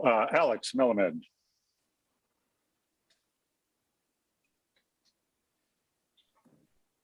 Yeah, I think you're unmuted. Right. Can you hear me? Yes. Excellent. I'll try to keep it brief. I want to offer a little bit of an alternative. I'm a local designer, so thanks for the opportunity to speak. I have some ideas that I hope the village and Ober can hear. First, I want to say appreciate the work that the village staff and Ober have done to meet the needs of affordability here. as someone who has participated in land development, I know how hard that is. And so I have a perspective on that. And I don't want to poo-poo anything, but I do want to bring to your attention 3 topics I'm calling bad news, good news, and really good news. Bad news. First, quick fixes on an out-of-date approach to land development do not make a good plan or a great neighborhood. And we need great neighborhoods. A park with plastic play furniture, donated poor people's corner, a cut through a detention basin that's called a wetland do not equate to access to open land, whole and diverse community, encouragement to active transportation, or responsible up-to-date stormwater management and stewardship of natural hydrology. The whole idea of taking a large parcel and dividing it up evenly so everybody gets a wide drive and a patch of sod doesn't make the best and highest use of land, nor affordable for an affordable present or future, nor a flourishing community or natural environment. The good news is there is a great area. This is a great area to build homes. Yellow Springs really needs Ober to build homes here. There are a few well-vetted planning concepts that can be implemented that will provide just as many homes, but also up to half of the land being conserved. This set-aside land serves as the fantastic playground, active transportation pathway, and stormwater management. Yellow Springs just released a great stormwater management guideline that has perfect designs laid out to mitigate stormwater with swales and vegetated buffers rather than goose ditches. A wide vegetated buffer is a beautiful view for homes, from homes, and is a great place for the active transportation pathway. So the really good news is this can be a win-win-win scenario. We can have it. Alex, that's 2 minutes. Can I have 30 seconds? 30 seconds more, yeah. You can implement conservation-style land development and provide Yellow Springs with a much-needed homes that are affordable, low maintenance, and adjacent to a fantastic open land asset. Good for residents. You can do this to conserve natural resources. That's good for the world. And you can do this to reduce infrastructure investment by up to 1/3, speed up development, and raise property values by tens of thousands of dollars per lot, which is great for Oberer. So it's a win-win-win. I urge you guys all to consider more options, even in the sense of just hearing it out and do more options rather than this, something a little more 21st century, please. Okay, appreciate your giving me the extra time. Okay, thank you. Eve Fleck.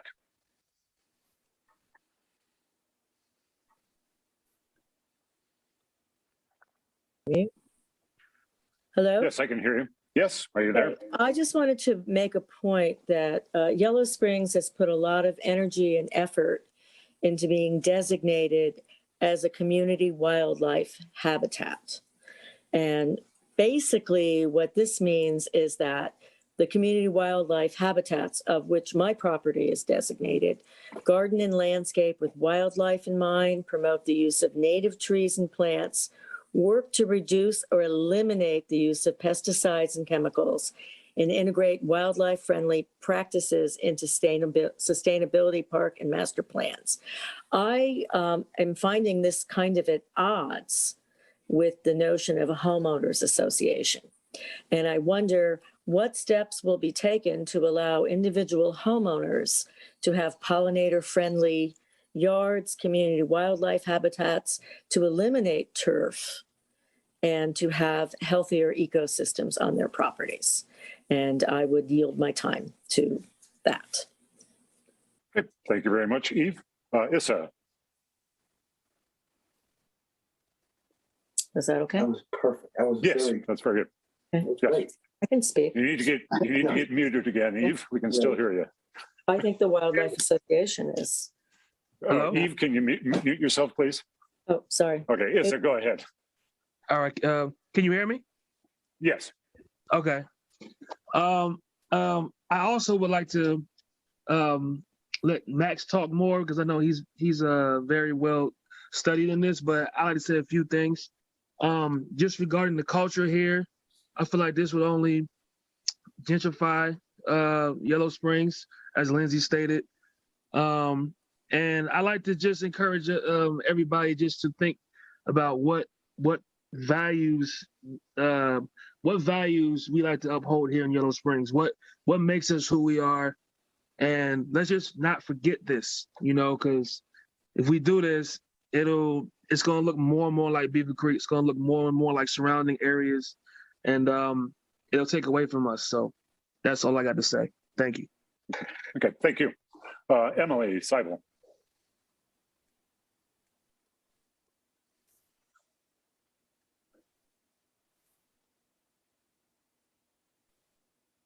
There you go. Thank you. I'm Emily Seibel. I'm the Executive Director of Yellow Springs Home Inc. And to the members of Planning Commission, I just wanted to say that while the Ober proposed development meets the market demand outlined in the housing needs assessment for higher income housing, the result will be a less balanced market with persistent affordable housing needs for many residents. The goal of higher income for sale housing is met with this project. And so we urge a renewed focus on advancing lasting affordable housing through this project and beyond. While the project generates much needed revenue for the village and schools, it will also have an impact on our market for years to come as relatively expensive homes enter the market as comparables. I am very curious how the proposed price points by housing type compare to the comparables now on the market, and what impact the developers anticipate to overall property values in Yellow Springs and taxes in Yellow Springs. For example, comparing the duplex model to the current sale prices and property values at Park Meadows, just as one example. So overall, we're ready to support lasting affordable housing however we can. The dire need for affordable housing in our community is escalating, especially for persons of low to moderate income making less than 80% of area median income, which represents 40% of the population. We appreciate your commitment to an affordability component, and we encourage you to bring an affordability lens to all of your discussions and deliberations because the crisis is growing. Thank you. Good. Thank you, Emily. Brooke.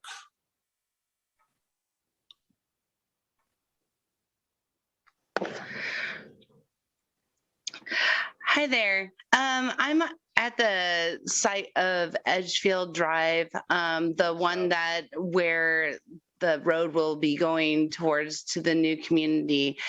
And I have an issue with the traffic that is going to be flowing through the whole neighborhood. I feel like it needs to be reevaluated.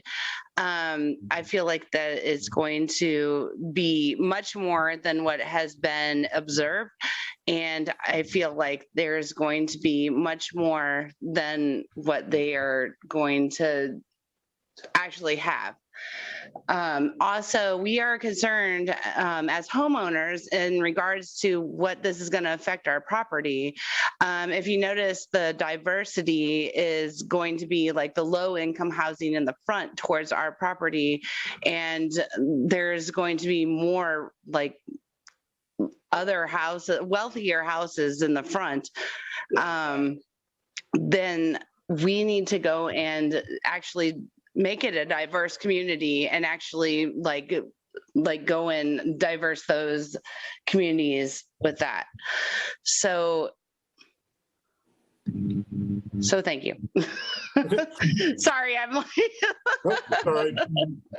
Brooke, can you give your last name, please? About it. Like the traffic and everything is going to be a big thing. Like it really is. And like will be reimbursed for the property. Yeah, and the way that the road is designed, it's going directly through our properties. So we are very concerned about that right now. Brooke, can you give your last name, please? It's Obringer. And that's, yes. Okay, thank you, Brooke. Matthew. Yeah.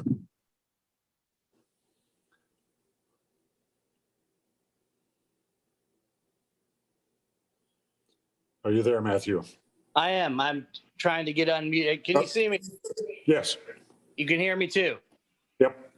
Wonderful. Great. You know, it wouldn't be a planning commission meeting if I didn't comment. So, hey, I guess the one thing that I kind of have been gleaning from some of this conversation is it feels like a lot of people don't necessarily think that the developer maybe fully understands the community. And so I'm curious to know what kind of research the developer did about Yellow Springs when they were coming up with this plan and choosing the housing types that were going to be offered. Because I think, to be honest, a lot of people look at a development like this and say, this does not match what in my head I think of when I think of Yellow Springs. It reminds me of, your standard, more modern suburban development. And so I'd like to hear just kind of what research they did to familiarize themselves with the community, its history and its values. The one thing my wife always said to me that she loved about Yellow Springs growing up here was that you could have a millionaire living next to somebody on public assistance. And I think that's kind of like great kind of like guide as far as like what we should be shooting for with these kind of things. Thank you. Appreciate it, Frank. Thank you. Is it Anna Burke?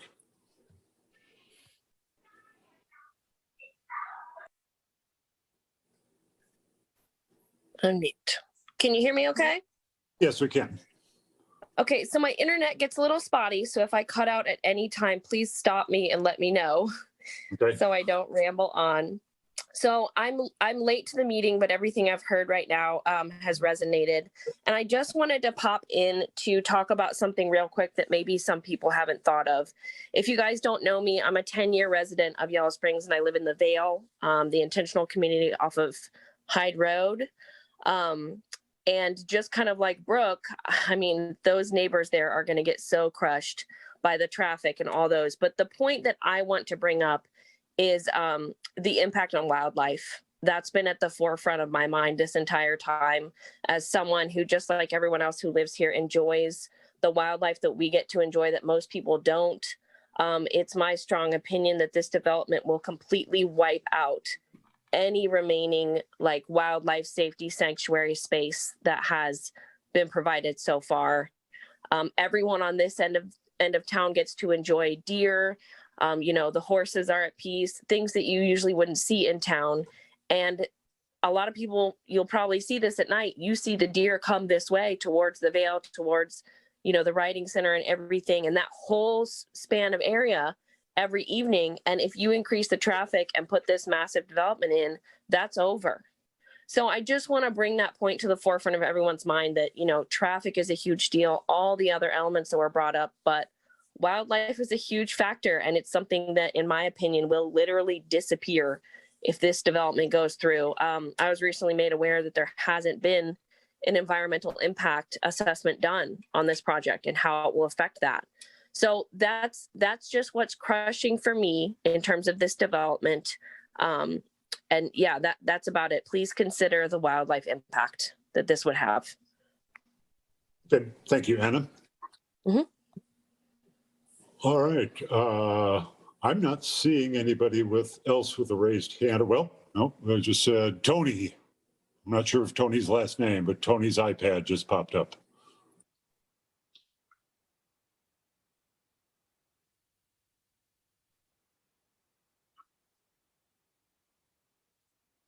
Tony, are you there?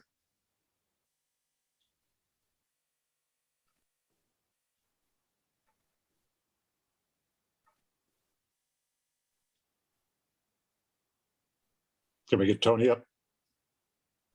I keep unmuting it repeatedly.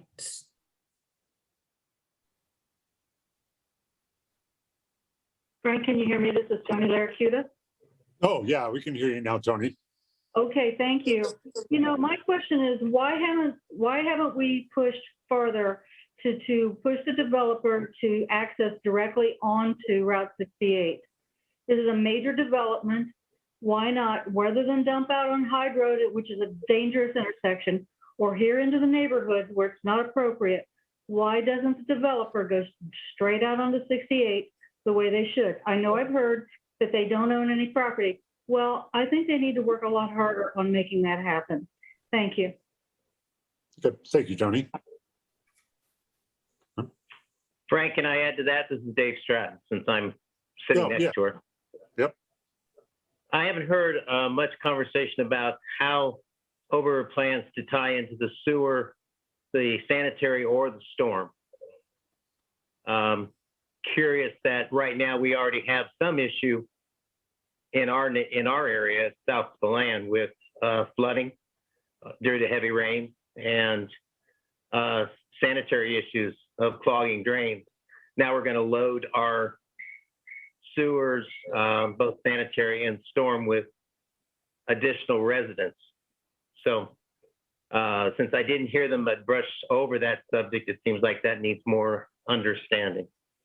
Okay. And then secondly, we're dumping out onto currently a township road, which I only heard Ober was taking responsibility for half of it. You come north on Spilan to a blind curve, to a stop sign and a hill.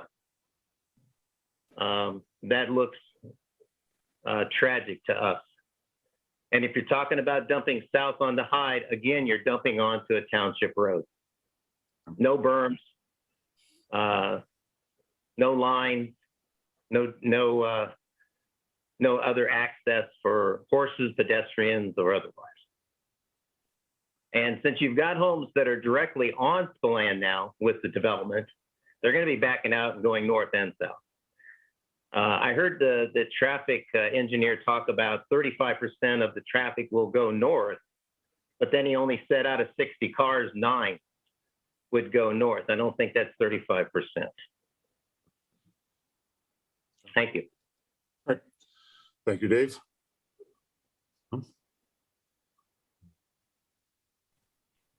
Okay. I don't see anybody else other than Max. Oh, I see. Wait a minute. Down here is Noah. No, Adams. Okay. Is not electronically raising a hand. Is just waving. Are you there, Noah? You're on mute. Nope, we can hear you. That was me, Denise. Oh, that was Denise. Can we get Noah unmuted? There she goes. There we go.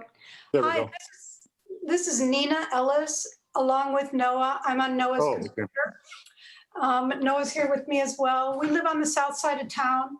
And we would also like to echo many of the concerns that have already been raised about traffic. I also have a confusion about several of the lots that are numbered on the design that we were shown, lots 1 through 5, and 118, 119, and 120. They look like they border on Spilan, which is going to be widened, but they don't appear to have driveways that come out onto the side streets. So I don't understand what those lots are. They look like they're landlocked lots. And I don't think they're having access to Spilan. So I'd like somebody to explain what those lots are numbered, what those numbered lots are meant to do. And I also have aesthetic concerns. If you're coming south on Spilan and you come to that Oberer part of Spilan, it's going to be widened with a sidewalk to nowhere, because there's the sidewalk doesn't go north on Spilan, it doesn't go to Hyde Road. It's going to look, what is that, you know? Like, and I'm also concerned, I hear a lot of conversation about cars and no conversation about making biking natural and accessible in this neighborhood. So I would agree with a phrase that was used by Mr. Alex Melamed. This looks like does not look like a 21st century design to me. I would like it to be a little more progressive. Okay, thank you, I Nina. am really happy to see that that you worked really hard to get a variety of, you know, income level housing there. That's a great step forward. But I see this conservation style land development has not really been considered. And that's 2 minutes. Okay, thank you, Nina. Soa.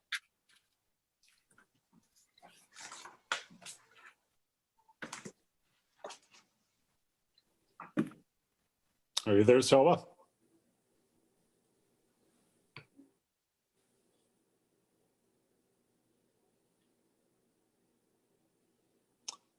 Hello, can you hear me? Yes, we can hear you now. Okay. All right. So I'm mostly concerned about the traffic as well. A couple of points. One is that I think we're really going to end up needing a traffic light at 68 and Hyde. The speed limit, I believe, is 45 miles an hour through that intersection, and nobody goes lower than 55. And I believe that Hyde Road from 68 down is a 55 mile an hour speed limit, being that it's in the township. Maybe somebody could check that. So that means people are going to be turning onto a road that's already got fast traffic on it with no stop signs. Again, if you're turning left on Spilan, we have stop signs here now that nobody stops for because I live right at the stop sign. And so I'm concerned that we don't have enough regulation now to take care of the traffic that we have, particularly with those stop signs in mind. And then the other thing was about the traffic volume and when that assessment was done, which I believe was during COVID. So traffic was definitely way down during the last year and a half or so. So I think that's pretty much what I have to say. Okay, thank you, Selma. Thank you. And Selma, for the record, can you give your last name, please? Whitesell.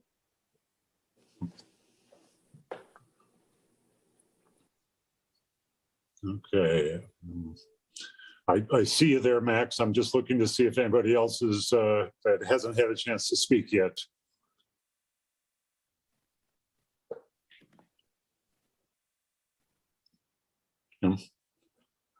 Max, I'm going to let you speak for a couple more minutes because a couple of people offered to yield. They spoke quickly to yield their time to you, so I'll give you 2 more minutes. If we can get you unmuted. Thank you. Thanks so much. And thank you, everyone, for yielding some of your time. I just wanted to make a couple last points. First of all, I want to assure the planning commissioners that you're not depriving the landowners of their rights with a no vote. They are allowed to develop this property under the current zoning. In order for you to give them this special treatment, this sort of special privilege, this discretionary privilege of a planned use development, they have to provide recognizable benefits by the letter of your code. Some of the benefits that were listed in the application I don't find legitimate. The preservation of the creek, for example, can be just as easily done under the existing zoning. There's nothing about the PUD that will make that creek, more restorable or something. So that's not a legitimate tangible benefit. That's not tangible benefit. Also, the open spaces, including those, water retention areas, you guys have driven past these big things and you've got one little spout coming up in the middle of it.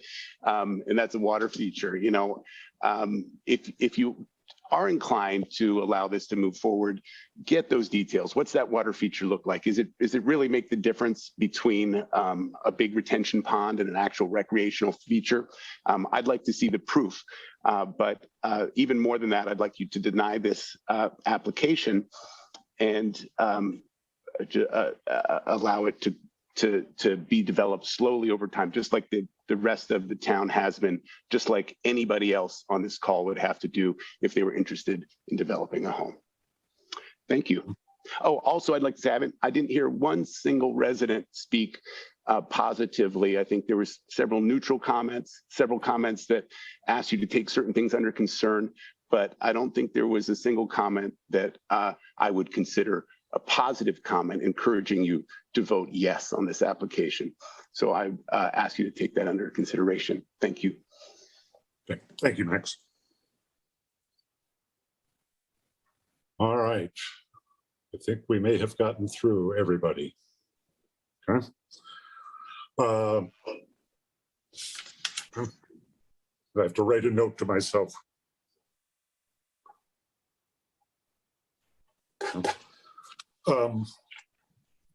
So coming back to members of Planning Commission, And based on what you've heard, how are you feeling in terms of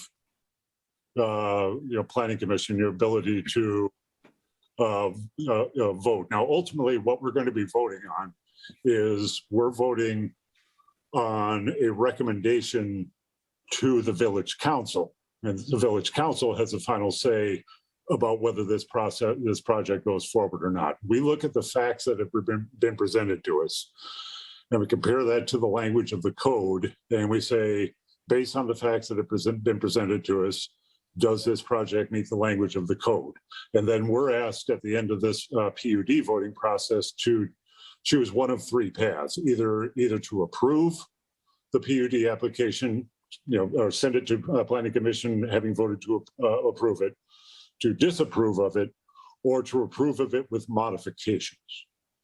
And Frank, so just while a lot of people had like negative, feelings about this development, we have nothing to do with that. Our choice is really whether it gets developed as a PUD or whether it gets developed just as whatever 100 and I think the number 119 or something, 119 houses or lots.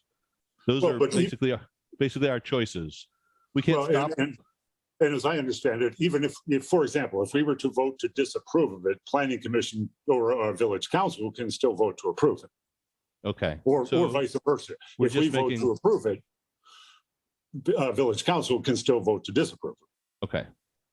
Is that correct? I think I'm correct on that, aren't I? You're correct on that. And if there are any modifications that Planning Commission votes to present to council, then they should be grounded in the code. But as far as any modifications from the plan, because you're looking at presenting a recommendation to council on the preliminary development plan and the rezoning application. But Oberer is going to develop this land one way or the other. There's no, that's not correct. Nobody's going to vote on that. It was annexed, and the portions that were annexed came in as RA. Part of it was already in the village and was RA.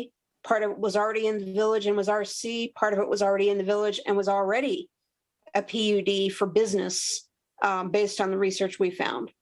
So you're looking at the entirety, which is multiple parcels, which again, it's a planned unit to combine those parcels for the mixed residential.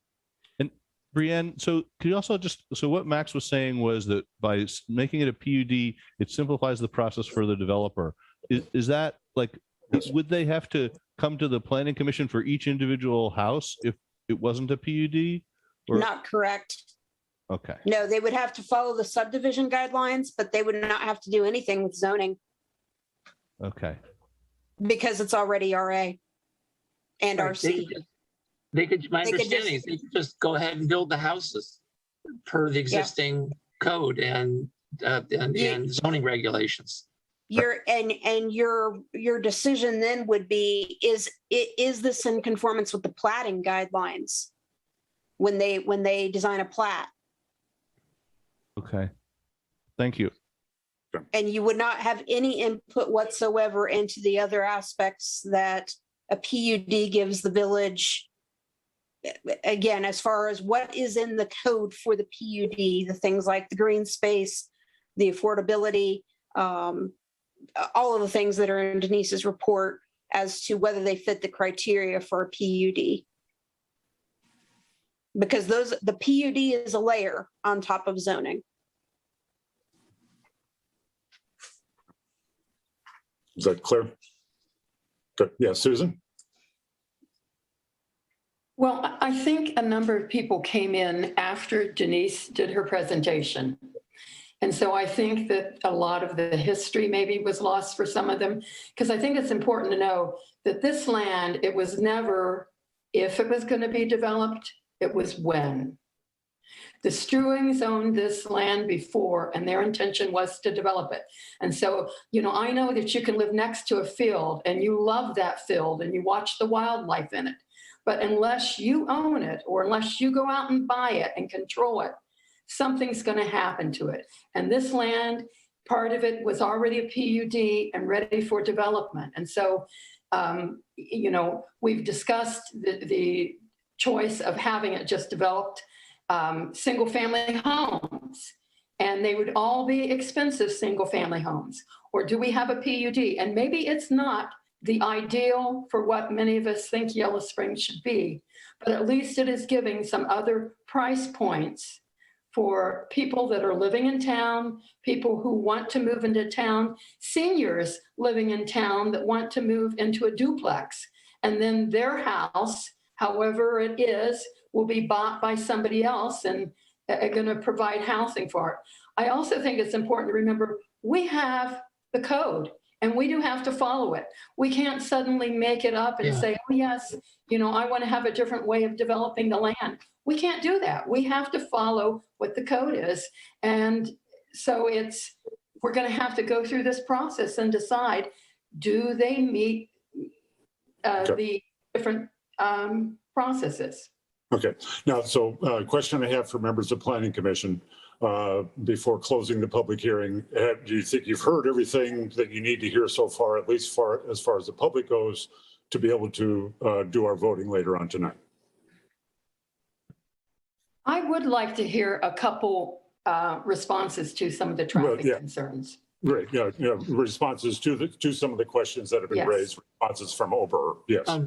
And I have a question too, in terms of if I understand the process correctly, what the Planning Commission is supposed to do is we will walk through the PUD requirements. Yes. And identify whether Ober's preliminary plan meets those requirements.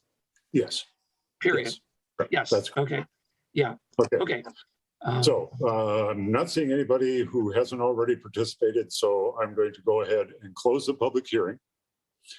And now I would like to give the applicant an opportunity to respond to some of the questions that were asked. Let's see, where are they? I see you over there to the right of my screen. And specific. I thought that was my dog for a second. Yeah, so do you want to respond just sort of in general, or the things that you'd specifically like to respond to? Sure, Frank. I don't know exactly how you want to proceed, but I think my recommendation is we will respond to the things that we heard. And then if there's any remaining things that we didn't respond to, if you or the other commission members would repeat that question to us, then we can try to respond to that as well, okay? Okay, does that sound good to everybody? Okay, yes, thank you.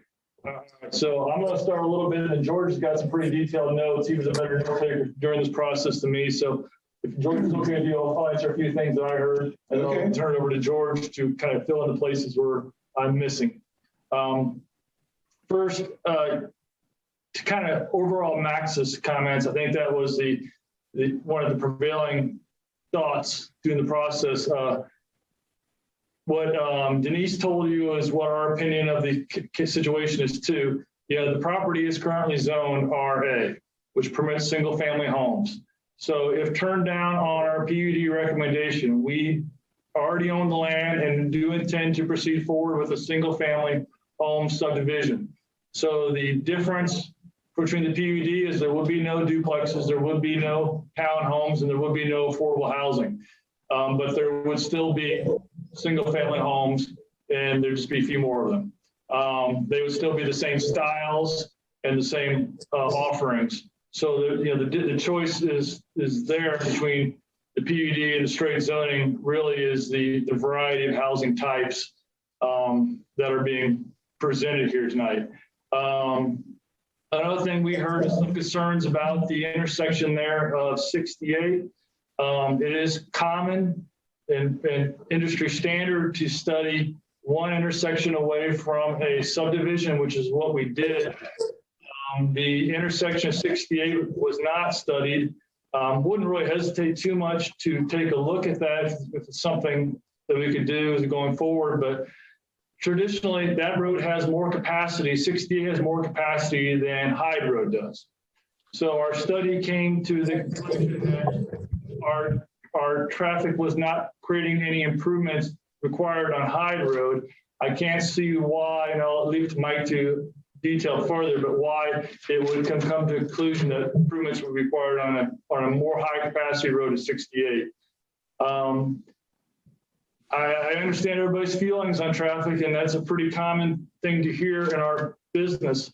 But all we can are the facts of a standardized traffic study, which is what we presented, and it's available at the city, at the village offices for anybody's review. You know, it only can study what standardized studies are required to do. To do it otherwise would not be an appropriate way for us to proceed. It wouldn't come up with an accurate result. As far as the village utilities, we didn't talk a lot about those, largely because we don't plan to have any impact on them. They're all being paid for by Ober. There's no city tax dollars going into them. The stormwater will not drain towards any existing stormwater infrastructure. All the stormwater drains towards the, away from the existing infrastructure and into the stormwater facilities that are being created. So we'll add no stormwater to that existing infrastructure. The same is true for sanitary. So the sanitary that comes from the neighborhood goes down through this parcel, not the other way around. So the sanitary heads south. So our sanitary coming from our homes will not go north into the neighborhood. Their sanitary comes through us. And it is a very large trunk main that comes through this particular part of the neighborhood. It's always intended to be developed and does have the capacity to add those extra homes onto them. And then the water line, we've been told by the village that there's plenty of water pressure in this particular location. I have no reason to doubt that. Johnny seems to know his business pretty well. So that's kind of the things I heard. George, you got issues you want to talk on? Just a couple of points, Frank. Greg pretty adequately covered the traffic issues. And most of the discussion, a lot of it was about feelings about traffic. And we appreciate those. And this is not uncommon for any kind of a zoning process. But what Greg is saying is accurate. You know, we have provided the village with a traffic study from an expert. And we think that they did a good job with that study. The only other point about utilities I think is noteworthy is that it was pointed out, and I can't remember whether it was by, I think it was by Brienne, but that the village was already committed to provide utilities to this tract before we even came onto the scene. And so we would not have closed on the purchase of the property if we didn't intend to develop it. We normally, if it was not zoned adequately, we'd have typically have made that closing contingent upon zoning. But in this case, we were satisfied with the current zoning, but we thought we could make a better plan by working with the village. And we spent the last year working with the village to make sure that we kind of addressed some of the concerns that we've heard through various meetings with staff and workshop sessions with Planning Commission and Council. And so we think that not only does this plan meet the spirit of those discussions, but it does meet the codes that are currently in place. So we don't think we can answer all the detailed questions yet, or dot all the I's across the T's, because this is a preliminary plan approval, not a detailed plan approval. And so we've got another couple of phases to go through. We still need your recommendation, hopefully tonight. We need our village council's recommendation, and then we got to come back with a final plan approval based on that approval. So I don't think there's really anything else that I can add to what Greg has added other than those comments. We'll open any specific questions the commission may have too, Frank. Okay. Planning Commission members, specific questions based on what you heard from the public hearing, or otherwise. I have a question. I would like to hear a little more detail on how Southgate complies with the active transportation plan. Oh, sure. So, Southgate is being extended basically as it was originally designed. The width and the length and the distance are going where it was originally intended to go. If we were intended to go farther south, we'd run into Mr. Chappelle's house. I don't think we really want to do that. So by turning to the east, we get on to Spilan. Some of the connected questions about going straight to 68, I don't think we addressed them tonight, or maybe we should. We do not own the land between our parcel and 68, so we do not have the ownership or control to make that connection. But even if we did, we wouldn't be in favor of it for a number of reasons. One, we think that by connecting directly to 68, we would actually increase traffic through the neighborhoods, not decrease traffic. Our current connections, essentially only would encourage the people who live in our neighborhood to come through it. There's really not much of a reason for folks outside to travel through the neighborhood. If we went to 68, we would be essentially creating another pass-through, another shortcut for folks coming off 68 to cross through the neighborhoods. We think that would actually increase traffic, not decrease traffic in the communities. Also, there is a creek between us and 68 that would have to be crossed. That would require another Corps permit, which we haven't requested and don't really think we need. Yes, and George pointed out too, the existing sanitary sewer is in place. That L-shaped sewer has been there for going on 70 years. And our street pattern will follow that existing sanitary sewer. So, we kind of were finishing the layout of that as it was intended 50, 60 years ago in some ways by following that existing sanitary pattern.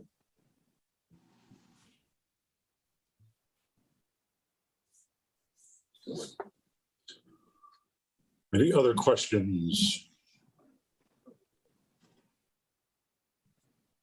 from the Planning Commission? All right, I know it's been a long evening already, but I'm sorry, I just got one quick question. So okay. the thing, Frank, that you brought up about and it was also brought up, managed natural landscape thing. What's the process for getting that incorporated in? Because I realize what a lot of people are saying, and this has been a big thing in the village is, people wanting to, have less grass and more, more natural stuff. I mean, you're going to work with I guess with Denise or with the village on something that's sort of more amenable to that. Well, because my initial questions having to do with that, and I think some of the subsequent questions from the public would tie into the fact that my question about it originally was stemming from the language, this initial preliminary language of the homeowners association agreement. And I think as they spoke to that earlier, that will have to be modified, not only just, for example, with natural landscaping to get it in line with Yellow Springs code. Greg, did you want to add to that? Yeah, George just reminded me of something here I forgot to mention. Realistically, we are only in control of the HOA for the development period. There will become a time we'll turn that over to the homeowners and they'll make their own decisions going forward. So, once we are done, the homeowners will have a homeownership board, a board of trustees. They'll have to be required by that board to have annual meetings where they can discuss these types of things and kind of make their own decisions, including if they don't like us anymore, getting rid of us as a management company. That's kind of at some point in time in the future becomes their control. So we're not intending to come in here as the big developer forever. We'll come in, we'll build our homes, and eventually we'll turn this neighborhood over to the homeowners who bought the homes. Yeah. Concerning the homeowner association, I think a lot of what you put together is what I would call boilerplate, because that's sort of a starting point. And I think even you mentioned that there's only a handful of key elements in the homeowners association having to do with maintenance of the stormwater system, and stuff like that. And yeah, it might just be that for this particular development, there might need to be some, a different approach in terms of, yards and landscaping and trees and stuff like that. And I can see that there could be some more discussion on that specific elements, what you put in, what you don't put in, how you structure that within your initial homeowners association. I'm not sure how you go about doing that, but nonetheless, that seems like that would be a fit for this community. We're open to that, and we're happy to participate in further workshop sessions or meetings with staff that you might give them some input or direction on, that we can have a dialogue with them. Yeah. As a staff person, I just want to say that, that's something that definitely can work with Ober on. Ober this is not a typical community that they normally work in. We're very unique. So they're really, their boilerplate HOA is probably a very standard and accepted document in Beaver Creek and Sugar Creek Township and those locations. But I will share also with them the managed natural landscaping. That obviously means that be less for them to have to do maintenance on or mow. And we can talk again about the chickens. I particularly would like to at least not have roosters, but no roosters. I think Planning Commission was in agreement with that a while ago. It wasn't and ended up changing in our code, but yeah, we are a community that likes those things. So we can work with Ober on that. I have another question. It might be more for Frank, but I'm just not sure how we approach this. Much of the discussion with traffic and pedestrian, this and that, all has to do with locations that are outside of the development. Okay, getting onto Hyde Road and going out, going on Spilan up, and going up Spilan into the village. That's sort of the village's issue. The same with going up Southgate, going up out Hyde to 68 is the township.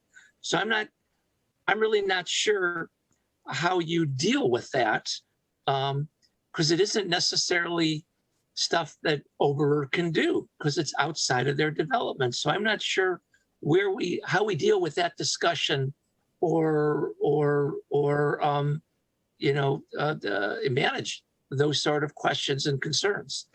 Well, actually, Gary, I will point out that is actually part of your review standards when you're doing your voting, that, the proposed project, you're looking at adjacent uses of land, capacities of public services and facilities which are affected by the proposed project. So again, there's not much we can do on behalf of the township or ODOT, but we can look at the impacts on public facilities in terms of what the village provides and then also the adjacent areas. But again, in terms of your PUD review process, you're looking at the factors in 125406, and that is kind of implied that there's not much Oberer can do about them because again, they are areas beyond the village limits. They are not part of the development, but you can look at the impacts on them. Okay. Yeah. Okay. Does that make sense? Yeah, we identify that there is an impact on this or that. Yeah. Okay. All right. Any other questions at this point? Sorry, there's a dog drinking out of a plant behind me. So I guess we're now up to the point where we start going through the requirements for the PUD leading up to the vote. So just as a reminder for what Brianne said earlier, this being a quasi-judicial hearing, that we have to look at the facts that have been presented to us tonight, and we have to see how that fits into the code as it's written. And then that at the end of the process, I think our basic three options for voting are to approve, disapprove, or approve with modifications. That's ultimately where we'll get to. And Frank, if you are ready, if you can close the public hearing before you launch. I think I already did, but if I haven't, I will close it now. There are a lot of dogs barking over here. So He did close that, Judy. 8:47. 8:47. But thank you. Okay, so for members of the Planning Commission, but also for the public, I just wrote myself some notes here, so forgive me if I'm looking down. Section 1254 of our code covers PUDs, plan use developments. And it's a long, complicated set of procedures or rules. But I want to read, just so everybody understands the opening paragraph of chapter 1254. Planned Unit Development District is established as an optimal development tool to permit flexibility in the regulation of land development, to encourage innovation in land use, form of ownership, and variety of design, layout, and type of structures constructed, to achieve economy and efficiency in the use of land, to preserve significant natural, historical, architectural features and open space, to promote efficient provision of public services and utilities, to minimize adverse traffic impacts, to provide better housing, employment, and business opportunities particularly suited to residents, to encourage development of convenient recreational facilities, and to encourage the use and improvement of existing sites when the uniform regulations contained in other zoning districts alone do not provide adequate protection and safeguards for the property and surrounding areas. It is the further intent of the PUD regulations to promote a higher quality of development than can be achieved from conventional zoning requirements in furtherance of the vision and goals of the adopted Yellow Springs Comprehensive Plan and Vision, Yellow Springs and Miami Township. So now everybody on Planning Commission got a copy, and I believe it was also part of the record that got sent around of the sort of script that I put together a couple of years ago for voting on a PUD. If you go to, let me get my notes here.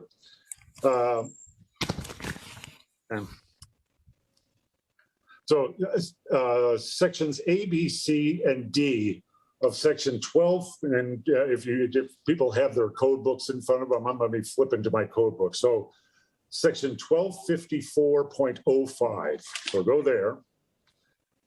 And sections A, B, C, and D spell out the review process for reviewing a PUD, which is kind of what we've been going through tonight. Of special note is section 1254.05C4. And I'm just going to quote it here. Quote, following the public hearing, which we've had, the Planning Commission shall review the PUD request and the preliminary development plan based on conformance with the standards of section 1254.06, and shall make a recommendation to the Village Council to approve, disapprove, or approve with modification the request for PUD zoning and the preliminary development plan. Okay. Therefore, for sort of clarity's sake, I'd like you to all now to turn to section 1254.06. Just a couple pages later, which specifies 8, A, B, C, D, E, F, and G, and H, 8 standards that, as it says, must all be met, all right, in order for us to vote to approve of a PUD. Okay. Most of those 8 standards are independent of procedures or expectations that were set out earlier in the chapter on PUDs, but some refer back to standards, conditions, and requirements specified earlier in the chapter, especially 1254.06 A and B, okay? Especially A. So how I want to proceed to vote is to go to, as 1254.05C4 suggests, is to work through the 8 standards that I just mentioned, and then as necessary, for example, when we're on A and B, jump back to the sections earlier in the chapter that are relevant. Does that make sense to everybody? So I'm just going to try to lead us through. So, any questions at this point? Or are you with me? So, Frank, you're on page. You're going to start on page 18 of Denise's report, correct? I'm not sure. Is that right? I'll trust you. Okay. That's correct. Yes. Okay. So 1254.06A. So 1254.06 says, in considering the PUD request, the reviewing body must find that the proposed development meets all of the following general standards. A, the PUD will comply with the standards, conditions, and requirements of this chapter. So that has to take us back to 1254.02. We want to flip back there.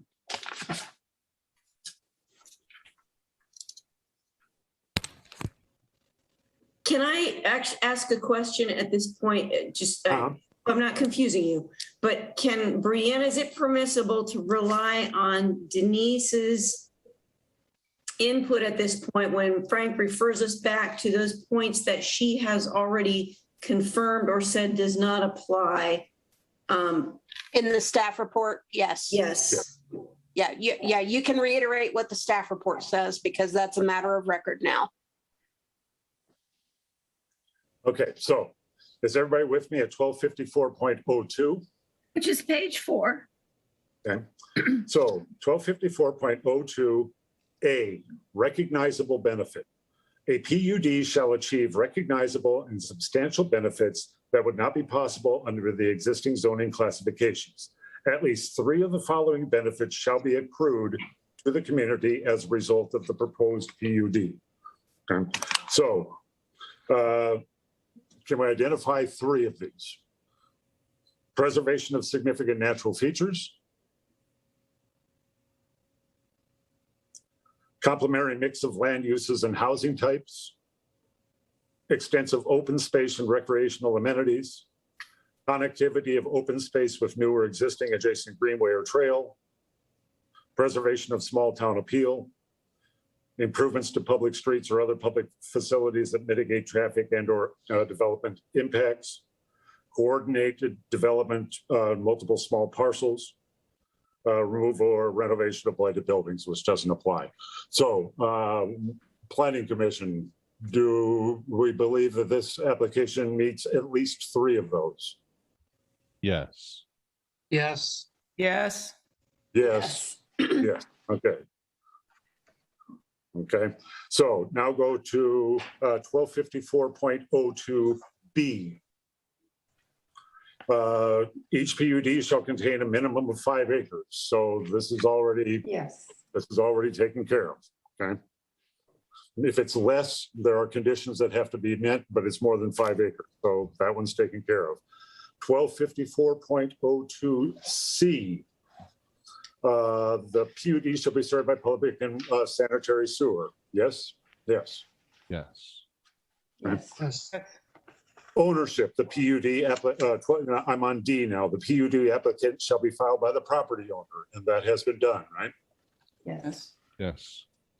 1254.02E, comprehensive plan and vision. Proposed uses and design of the PUD shall be substantially consistent with the village's adoptive comprehensive plan and the principles for land stewardship contained in the vision, Yellow Springs and Miami Township. This one, I'm going to say no, and I'll tell you why. It's a greenfield. The number 1 principle is you don't do greenfield development before infill. However, it is what it is. It's a greenfield. And if it hadn't been annexed, it would have been developed probably in the township anyway. I don't think also with the comprehensive, and by the way, and Denise, you know this, the code currently still refers to the old Village of Yellow Springs and Miami Township vision, and we adopted a new comprehensive land use plan in September of 2020. So that's what I'm referring to. And I did add that in there. Yeah, And, innovation, I guess I would have to say, as good a product as they have tried to bring us, some of our architects on the call tonight would probably say it's not particularly innovative. Does it maintain a small town character and feel? Don't jump around on me. I'm sorry. These are all I thought these were all comprehensive land use. No, we're on 1254.02E. Right, comprehensive land use plan and vision. Oh, okay, I see what you mean. Sorry. Yeah. So these, I think in some important ways it doesn't comply. And other ways it does. Like most of these things, it's both. Thank you. Yeah. Okay, so how are people, yes or no on this? I'll vote yes. But Frank, before you vote on that, I would note that the language of 1254.02E is that it's substantially consistent. And if you do look at the new comprehensive plan, this area is identified on that map as a residential development in the 2020 comp plan. No, it's actually designated as South Transitional Future Land Use District and a little bit of it as high density residential. Now, what is a South Transitional Future Land Use District? I have no idea. At the time that we did the code, or at the time we did the comprehensive land use plan, that wasn't in the village. So that was considered a future land use area, and it was already identified by Miami Township as a future residential. So we just, complying with Miami Township, also obviously Laura knowing that this was, we were going to have to provide utilities, whether it was annexed or not, it made sense. Okay. So let's, any other questions about this? Otherwise, let's quickly vote on 1254.02E. Yes or no? I'll say yes. I'll say yes. I'll say yes. I'm going to say no. Okay. I'm going to say yes. Okay. So, then we get to F, 12, pedestrian accommodation. PUD help provide for integrated, safe, and abundant pedestrian and bicycle access and movement within the PUD and adjacent properties. I'd say yes. Yes. Yes. Yeah. It would be great if the paths could go further, but yeah, within the size of the PUD, yes. I'm not convinced that Southgate is sufficiently bicycle accommodating, and it's on our active transportation plan. I do appreciate all the other efforts to do pedestrian connectivity, but for that reason, the first that I stated, I'll say no. 1254.02, architecture. Building forms, relationships, scale, and styles shall be harmonious and visually integrated. Pretty vague language, I think. Okay, I don't know that we can. This is a question of style. It's it is what it is. It's fine. Right. It doesn't. Yeah. It's not terrible. Right. You don't have to live there. I don't want to. I live in a split level ranch style that grew a number of benign tumors over the years. It's one of the ugliest homes in town. So whatever. Okay. So all right. I will say yes on this one. Are you saying that their houses aren't ugly enough? They need to look like mine. Okay. Yeah, well, it's aesthetics. I mean, yes. It is aesthetics, and to me, that almost talks cookie cutter to me. If they're going to be harmonious and visually integrated, and that's not what we want. So, and Ober did make that attempt to not have it all look exactly like. So, do we have 3 yeses on F? Yes. I say yes. I'll say yes because of this language. I think it's not what people want, but it is according to this language. Yes. Yeah. Although it's still the case, I think Ober would be happy to build you whatever you want, so. Right. Okay.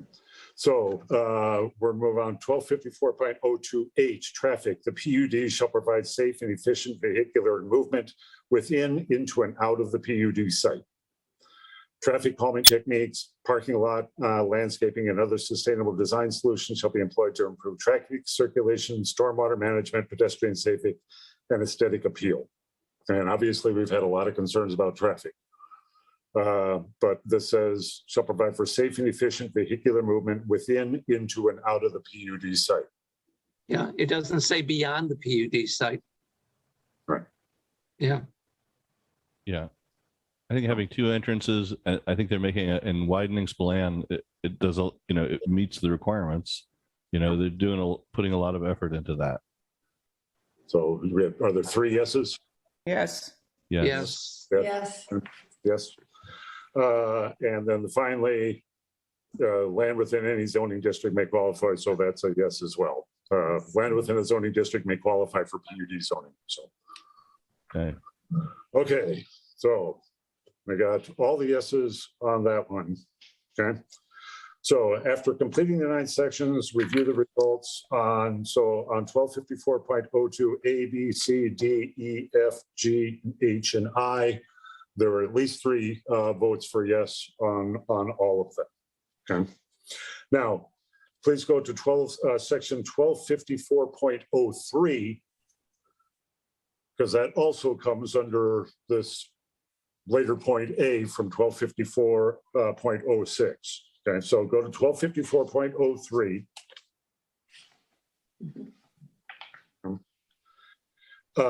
As I say in the script, are you there, Denise? I think you can help us out with this. I am. 1254.03A, permitted use. Any use permitted by right or conditional approval in any zoning district may be permitted within a PUD. We're okay on that one, I assume. Yes. Yes. Okay. Yes. 1254.03B, minimum lot size and zoning requirements. As I mentioned in my report, it definitely covers RC, and in most cases, it actually covers a moderate density. They won't be really using the high density that much, but the only place where that mattered was simply where they go to divide the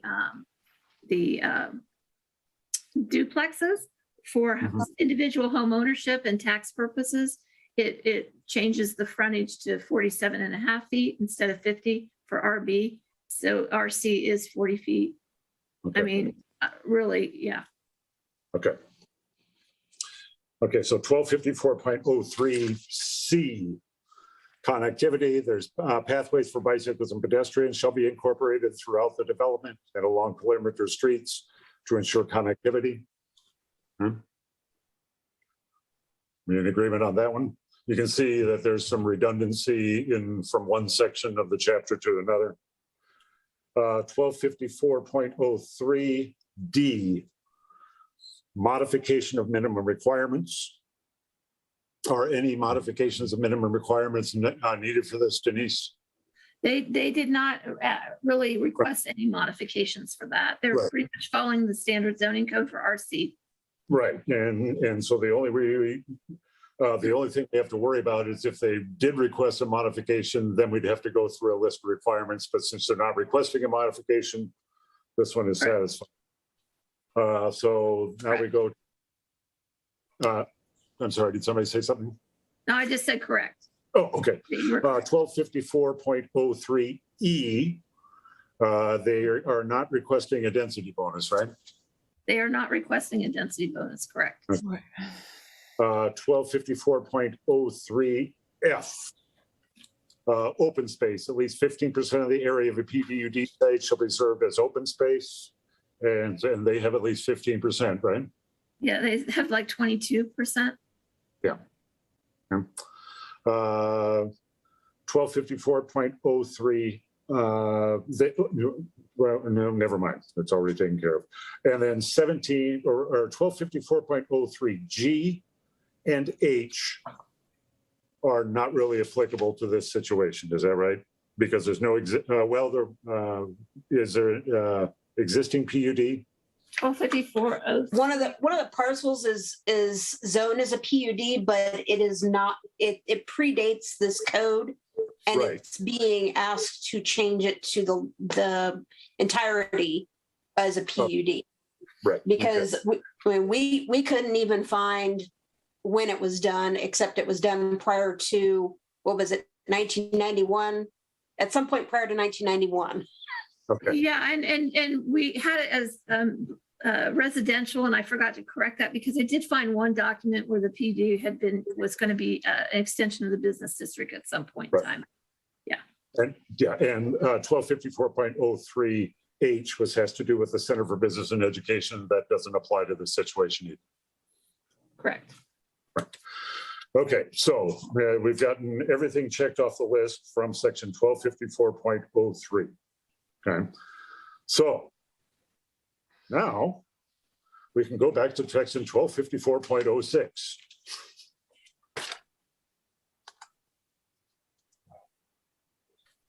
Which is back where we started, and we can address each of the 8 standards in order, beginning with A, which will, of course, if necessary, we can review stuff. So in section 1254.06, again, it says, considering the PUD request, the reviewing body must find the proposed development meets all of the following general standards.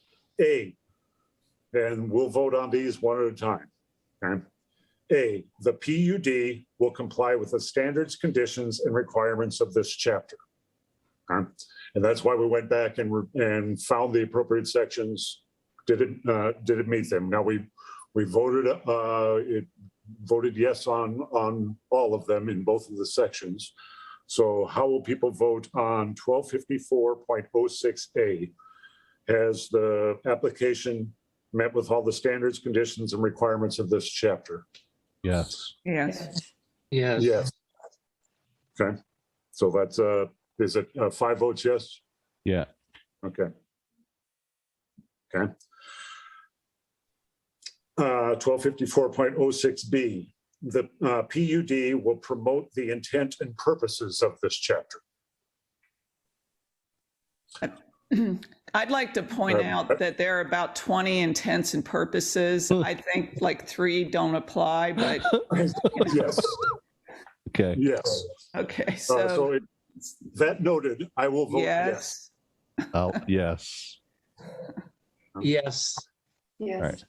So that's 5 yeses. Okay. 1254.06C, the proposed project, and at least now we're getting into stuff we haven't covered already.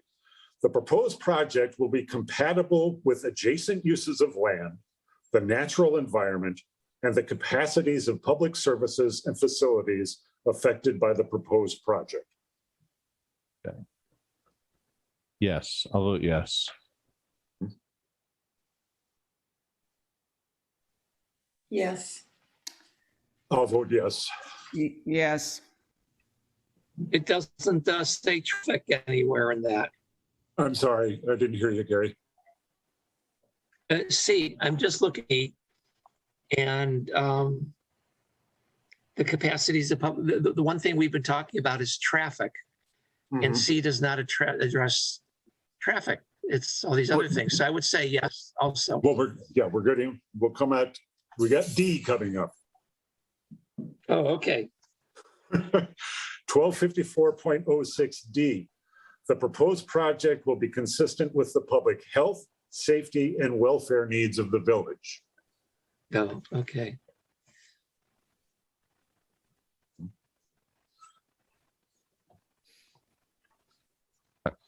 I can vote yes on that. Yes. I will vote yes. Yes. Susan, was that a yes? I said yes. And to clarify, they have to meet all of these, is that correct? Yes. Yes. Okay. So 1254.06E, granting the PUD zoning will result in a recognizable and substantial benefit to ultimate users of the project and to the community. which would not otherwise be feasible or achievable under the conventional zoning districts. Yes. Yes. Yes. Yes. Is that all of us? Yeah. 1254.06F. The PUD will not result in a significant increase in the need for public services and facilities and will not place a significant burden upon surrounding lands or the natural environment unless the resulting adverse effects are adequately provided for or mitigated by features of the PUD as approved.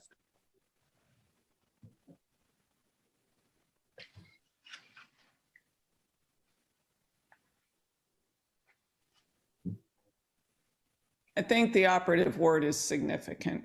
Yes, I think so as well. And so I will say yes. Yes. You know, and so the sewer line runs right through that thing, but we never asked whether the, 100 and whatever 60 homes is going to be, or 140 homes is a big deal for the sewage capacity. I'm guessing it probably isn't. That was covered in your report, wasn't it? It was. It was. I mean, Johnny Burns can comment on it, but he has told me that it has the capacity. Okay. All right. So the only question is, it is a 70-year-old line. I think I know it's a big one. It's a big one, but you might ask him about the condition. Johnny, you want to comment?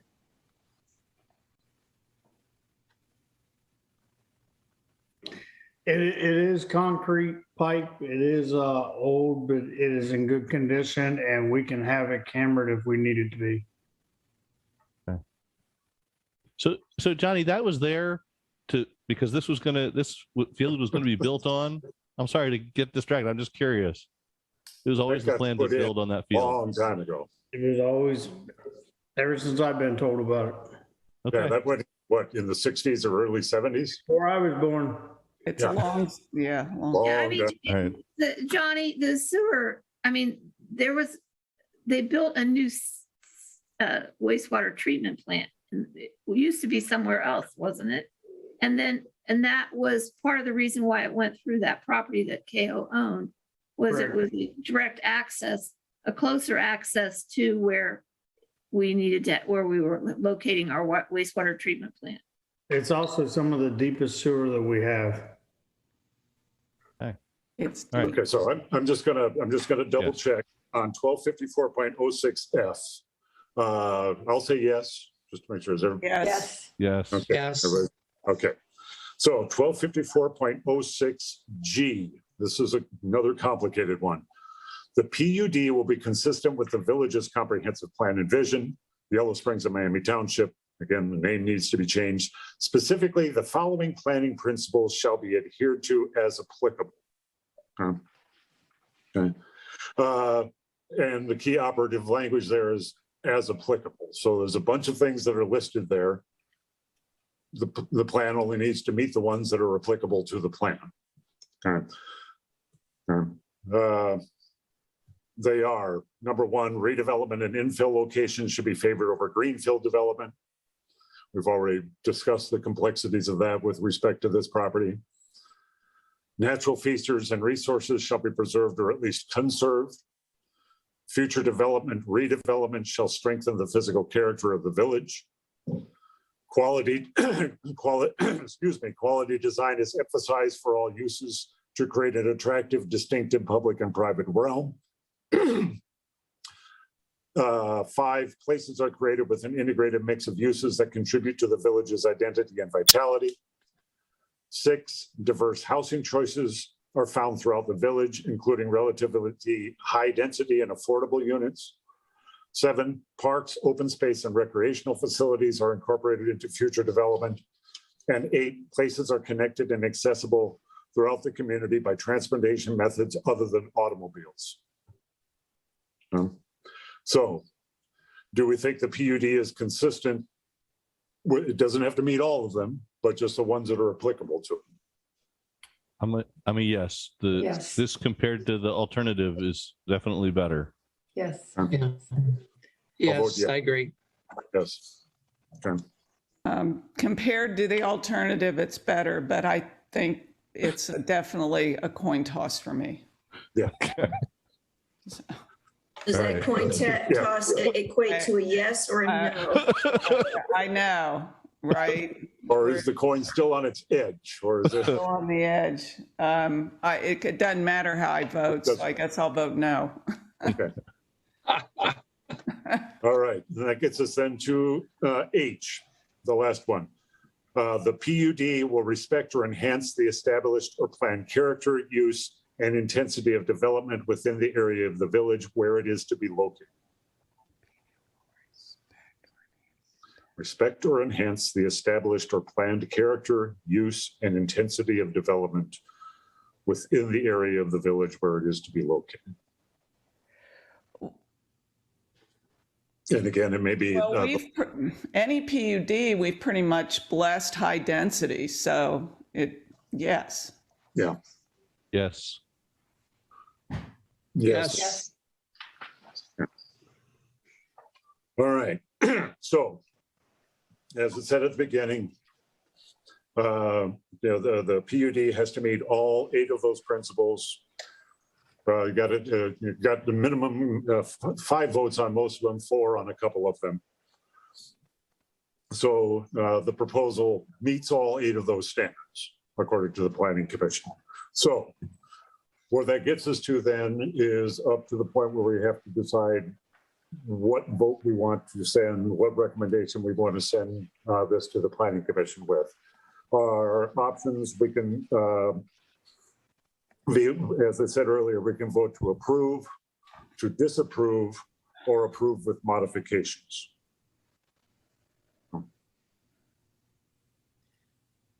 Any thoughts? Well, I think we have to approve.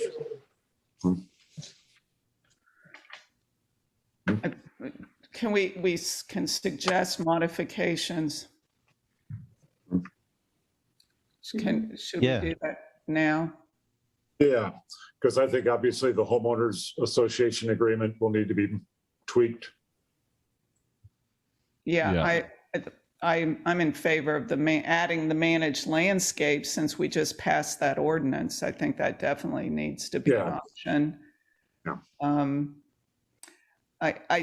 One thing I didn't mention, which you see quite frequently, and I think it's both understandable and doesn't interfere with mowing no matter what you do, is on those duplexes, and there are a lot of them, people, if they have back patios, they often want to put up a short privacy fence so they have privacy from the neighbor's back patio. And that might be something to put in that HOA, that a short privacy fence is permitted between patios. And yeah. I agree with that.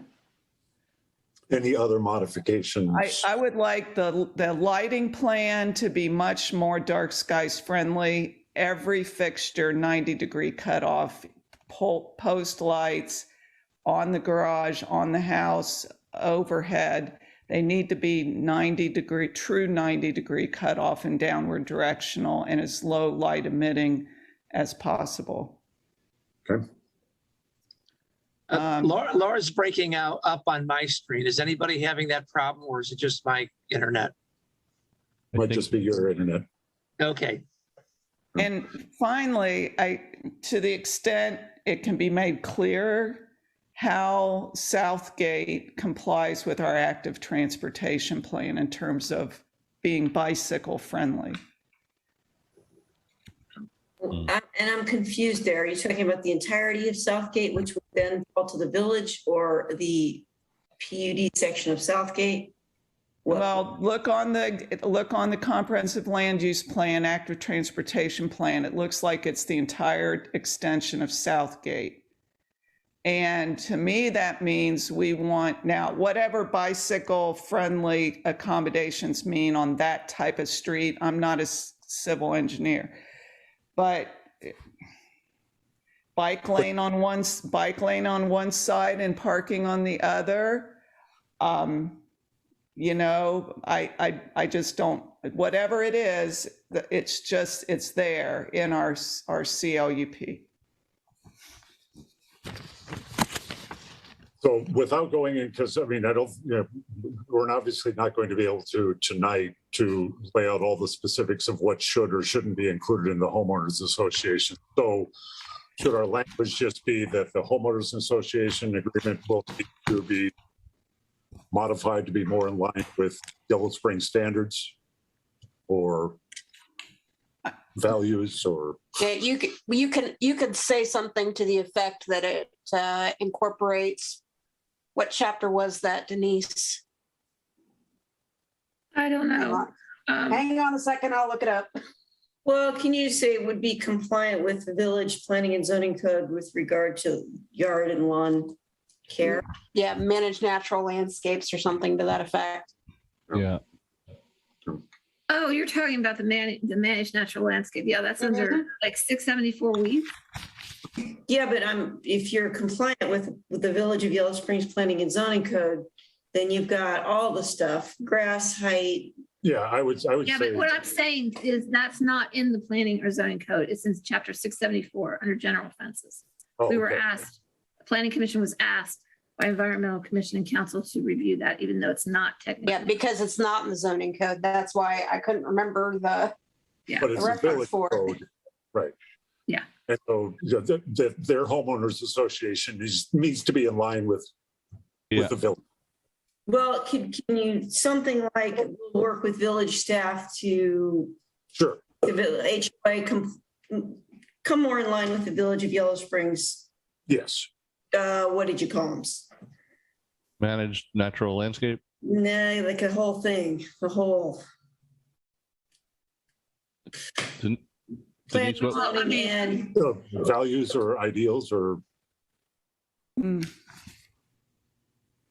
But I think it needs to line up with what our code allows. Yeah, modifications should be based on language that we actually have in the code. Yes.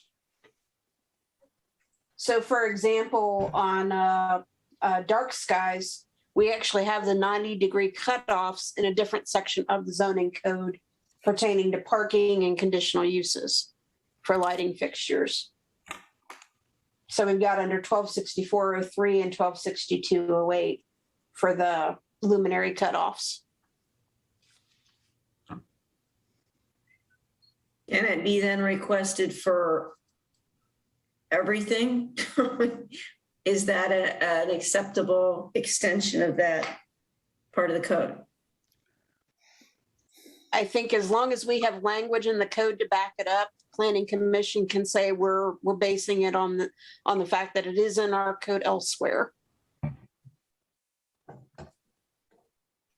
Yeah, I think it's in the general provisions too. Yeah. Okay. All right. Anything else as far as modifications that we'd like to see? Could we request an additional traffic study of the impact at the corner of Hyde Road and 68? You could request it, but that would be asking for something outside the village boundaries. So I don't know that we could require it, but you could request it. I mean, maybe Johnny might want to comment on that because that's Miami Township Road and it's U.S. Federal Road, and he's familiar with ODOT. I don't know how the village can require it. We can ask Stephanie Goff from ODOT as well as Miami Township if they feel a traffic study is needed. But again, that's outside of our village. Yeah. No, I think there's a lot of concerns about it, though, and the impact of this development potentially, just especially on that intersection. That I think it's worth requesting and trying to look at. Okay. And I do believe Ober said that if they felt it was necessary, that they would do it. Yeah, I think I heard him say that as well. Yeah. So. All right. Anything else? So do we have the Judy, I see you looking at the ceiling. Do we have the rough language of a potential motion here? Well, To approve with the the modification. following conditions that the developer work with staff to create an HOA document that is more compliant with Village of Yellow Springs Planning and Zoning Code and values. Can we say that? Sure. Rianne? Sure. Okay. And that 90-degree cutoff is requested for all outdoor fixtures within the PUD. And the other piece, you've asked Johnny to sort of follow up on something. I don't see it as being a condition for over or for your PUD regarding the additional traffic study, because we don't even know where that will go. I can't imagine legally place that on over. So those are the only two. But we could request that it be looked into, right? You can, you can request, but I don't think legally you can require, because that intersection's outside the village jurisdiction. So that's why, just go with the language request. But aren't we asking Johnny to follow up on that? So Johnny, you got to follow up on that? I can if you need me to. Okay. I do have a question. I have a question about the 90-degree cutoff. Does our code refer that to residential or just to commercial businesses and signage? Because if they put in 90-degree cutoffs and a homeowner goes through and changes it after the developers, are we going to make them change it back? I don't know that the cutoff fixtures are meant for residential housing and garages.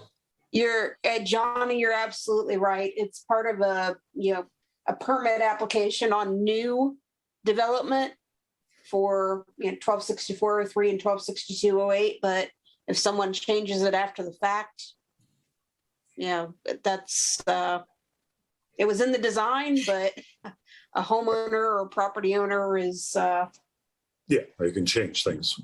They can change things.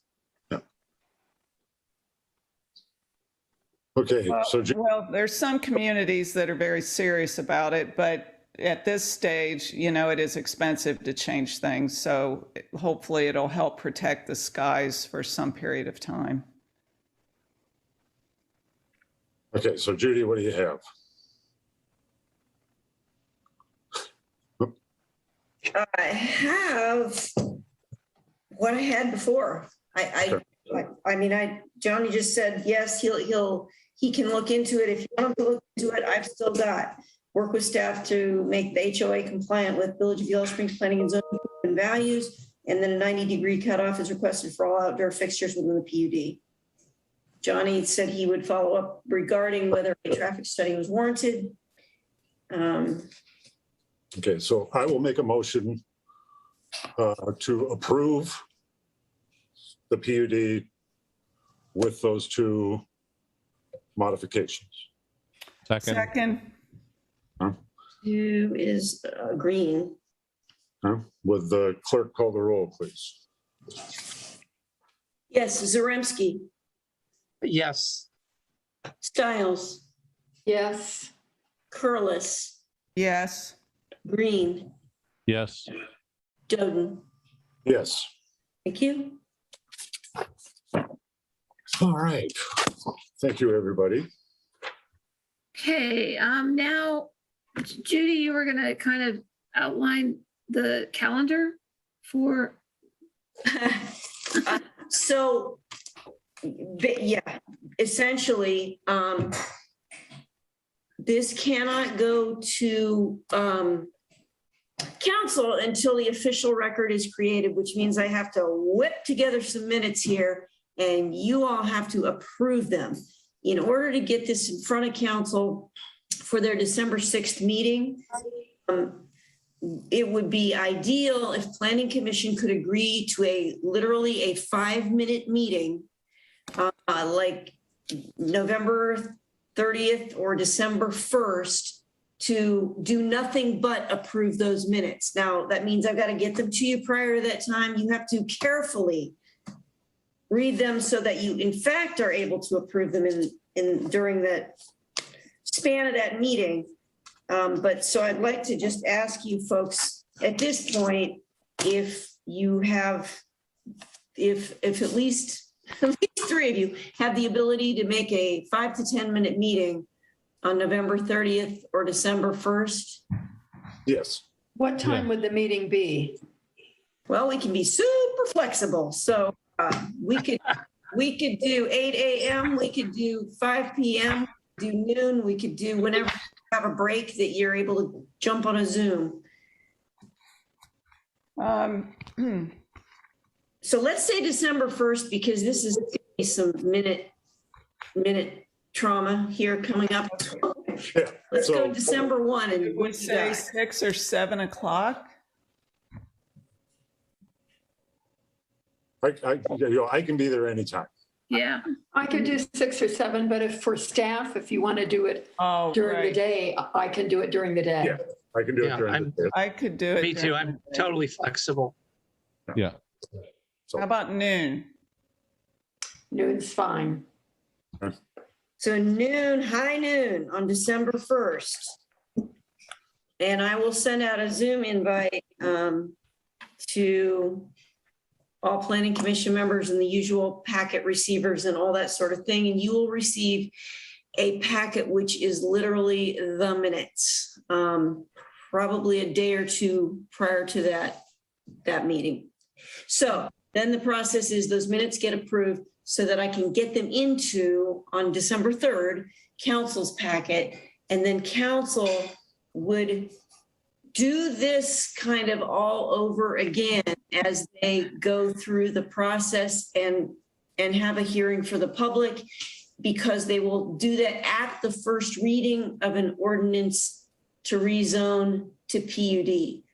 Right. That ordinance process is going to take as long as it needs to take to have a full public hearing and vetting of the PUD.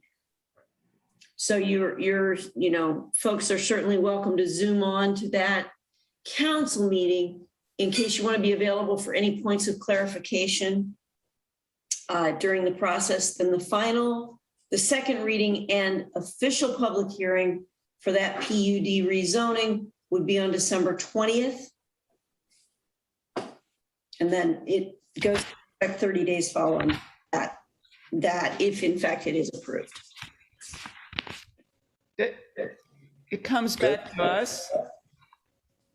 No, what will happen is it just goes to council, and then Ober can begin the process of the stormwater designs and other civil engineerings, the real deep dive that they need to do, which they would bring back to the Planning Commission for final approval.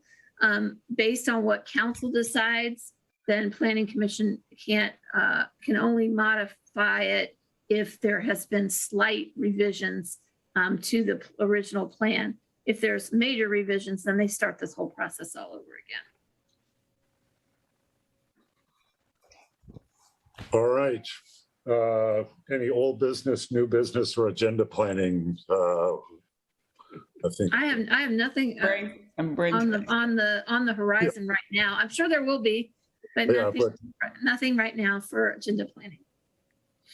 All right, then I think we're up to adjournment. I will move that we adjourn. I second it. Second. All those approved, say aye.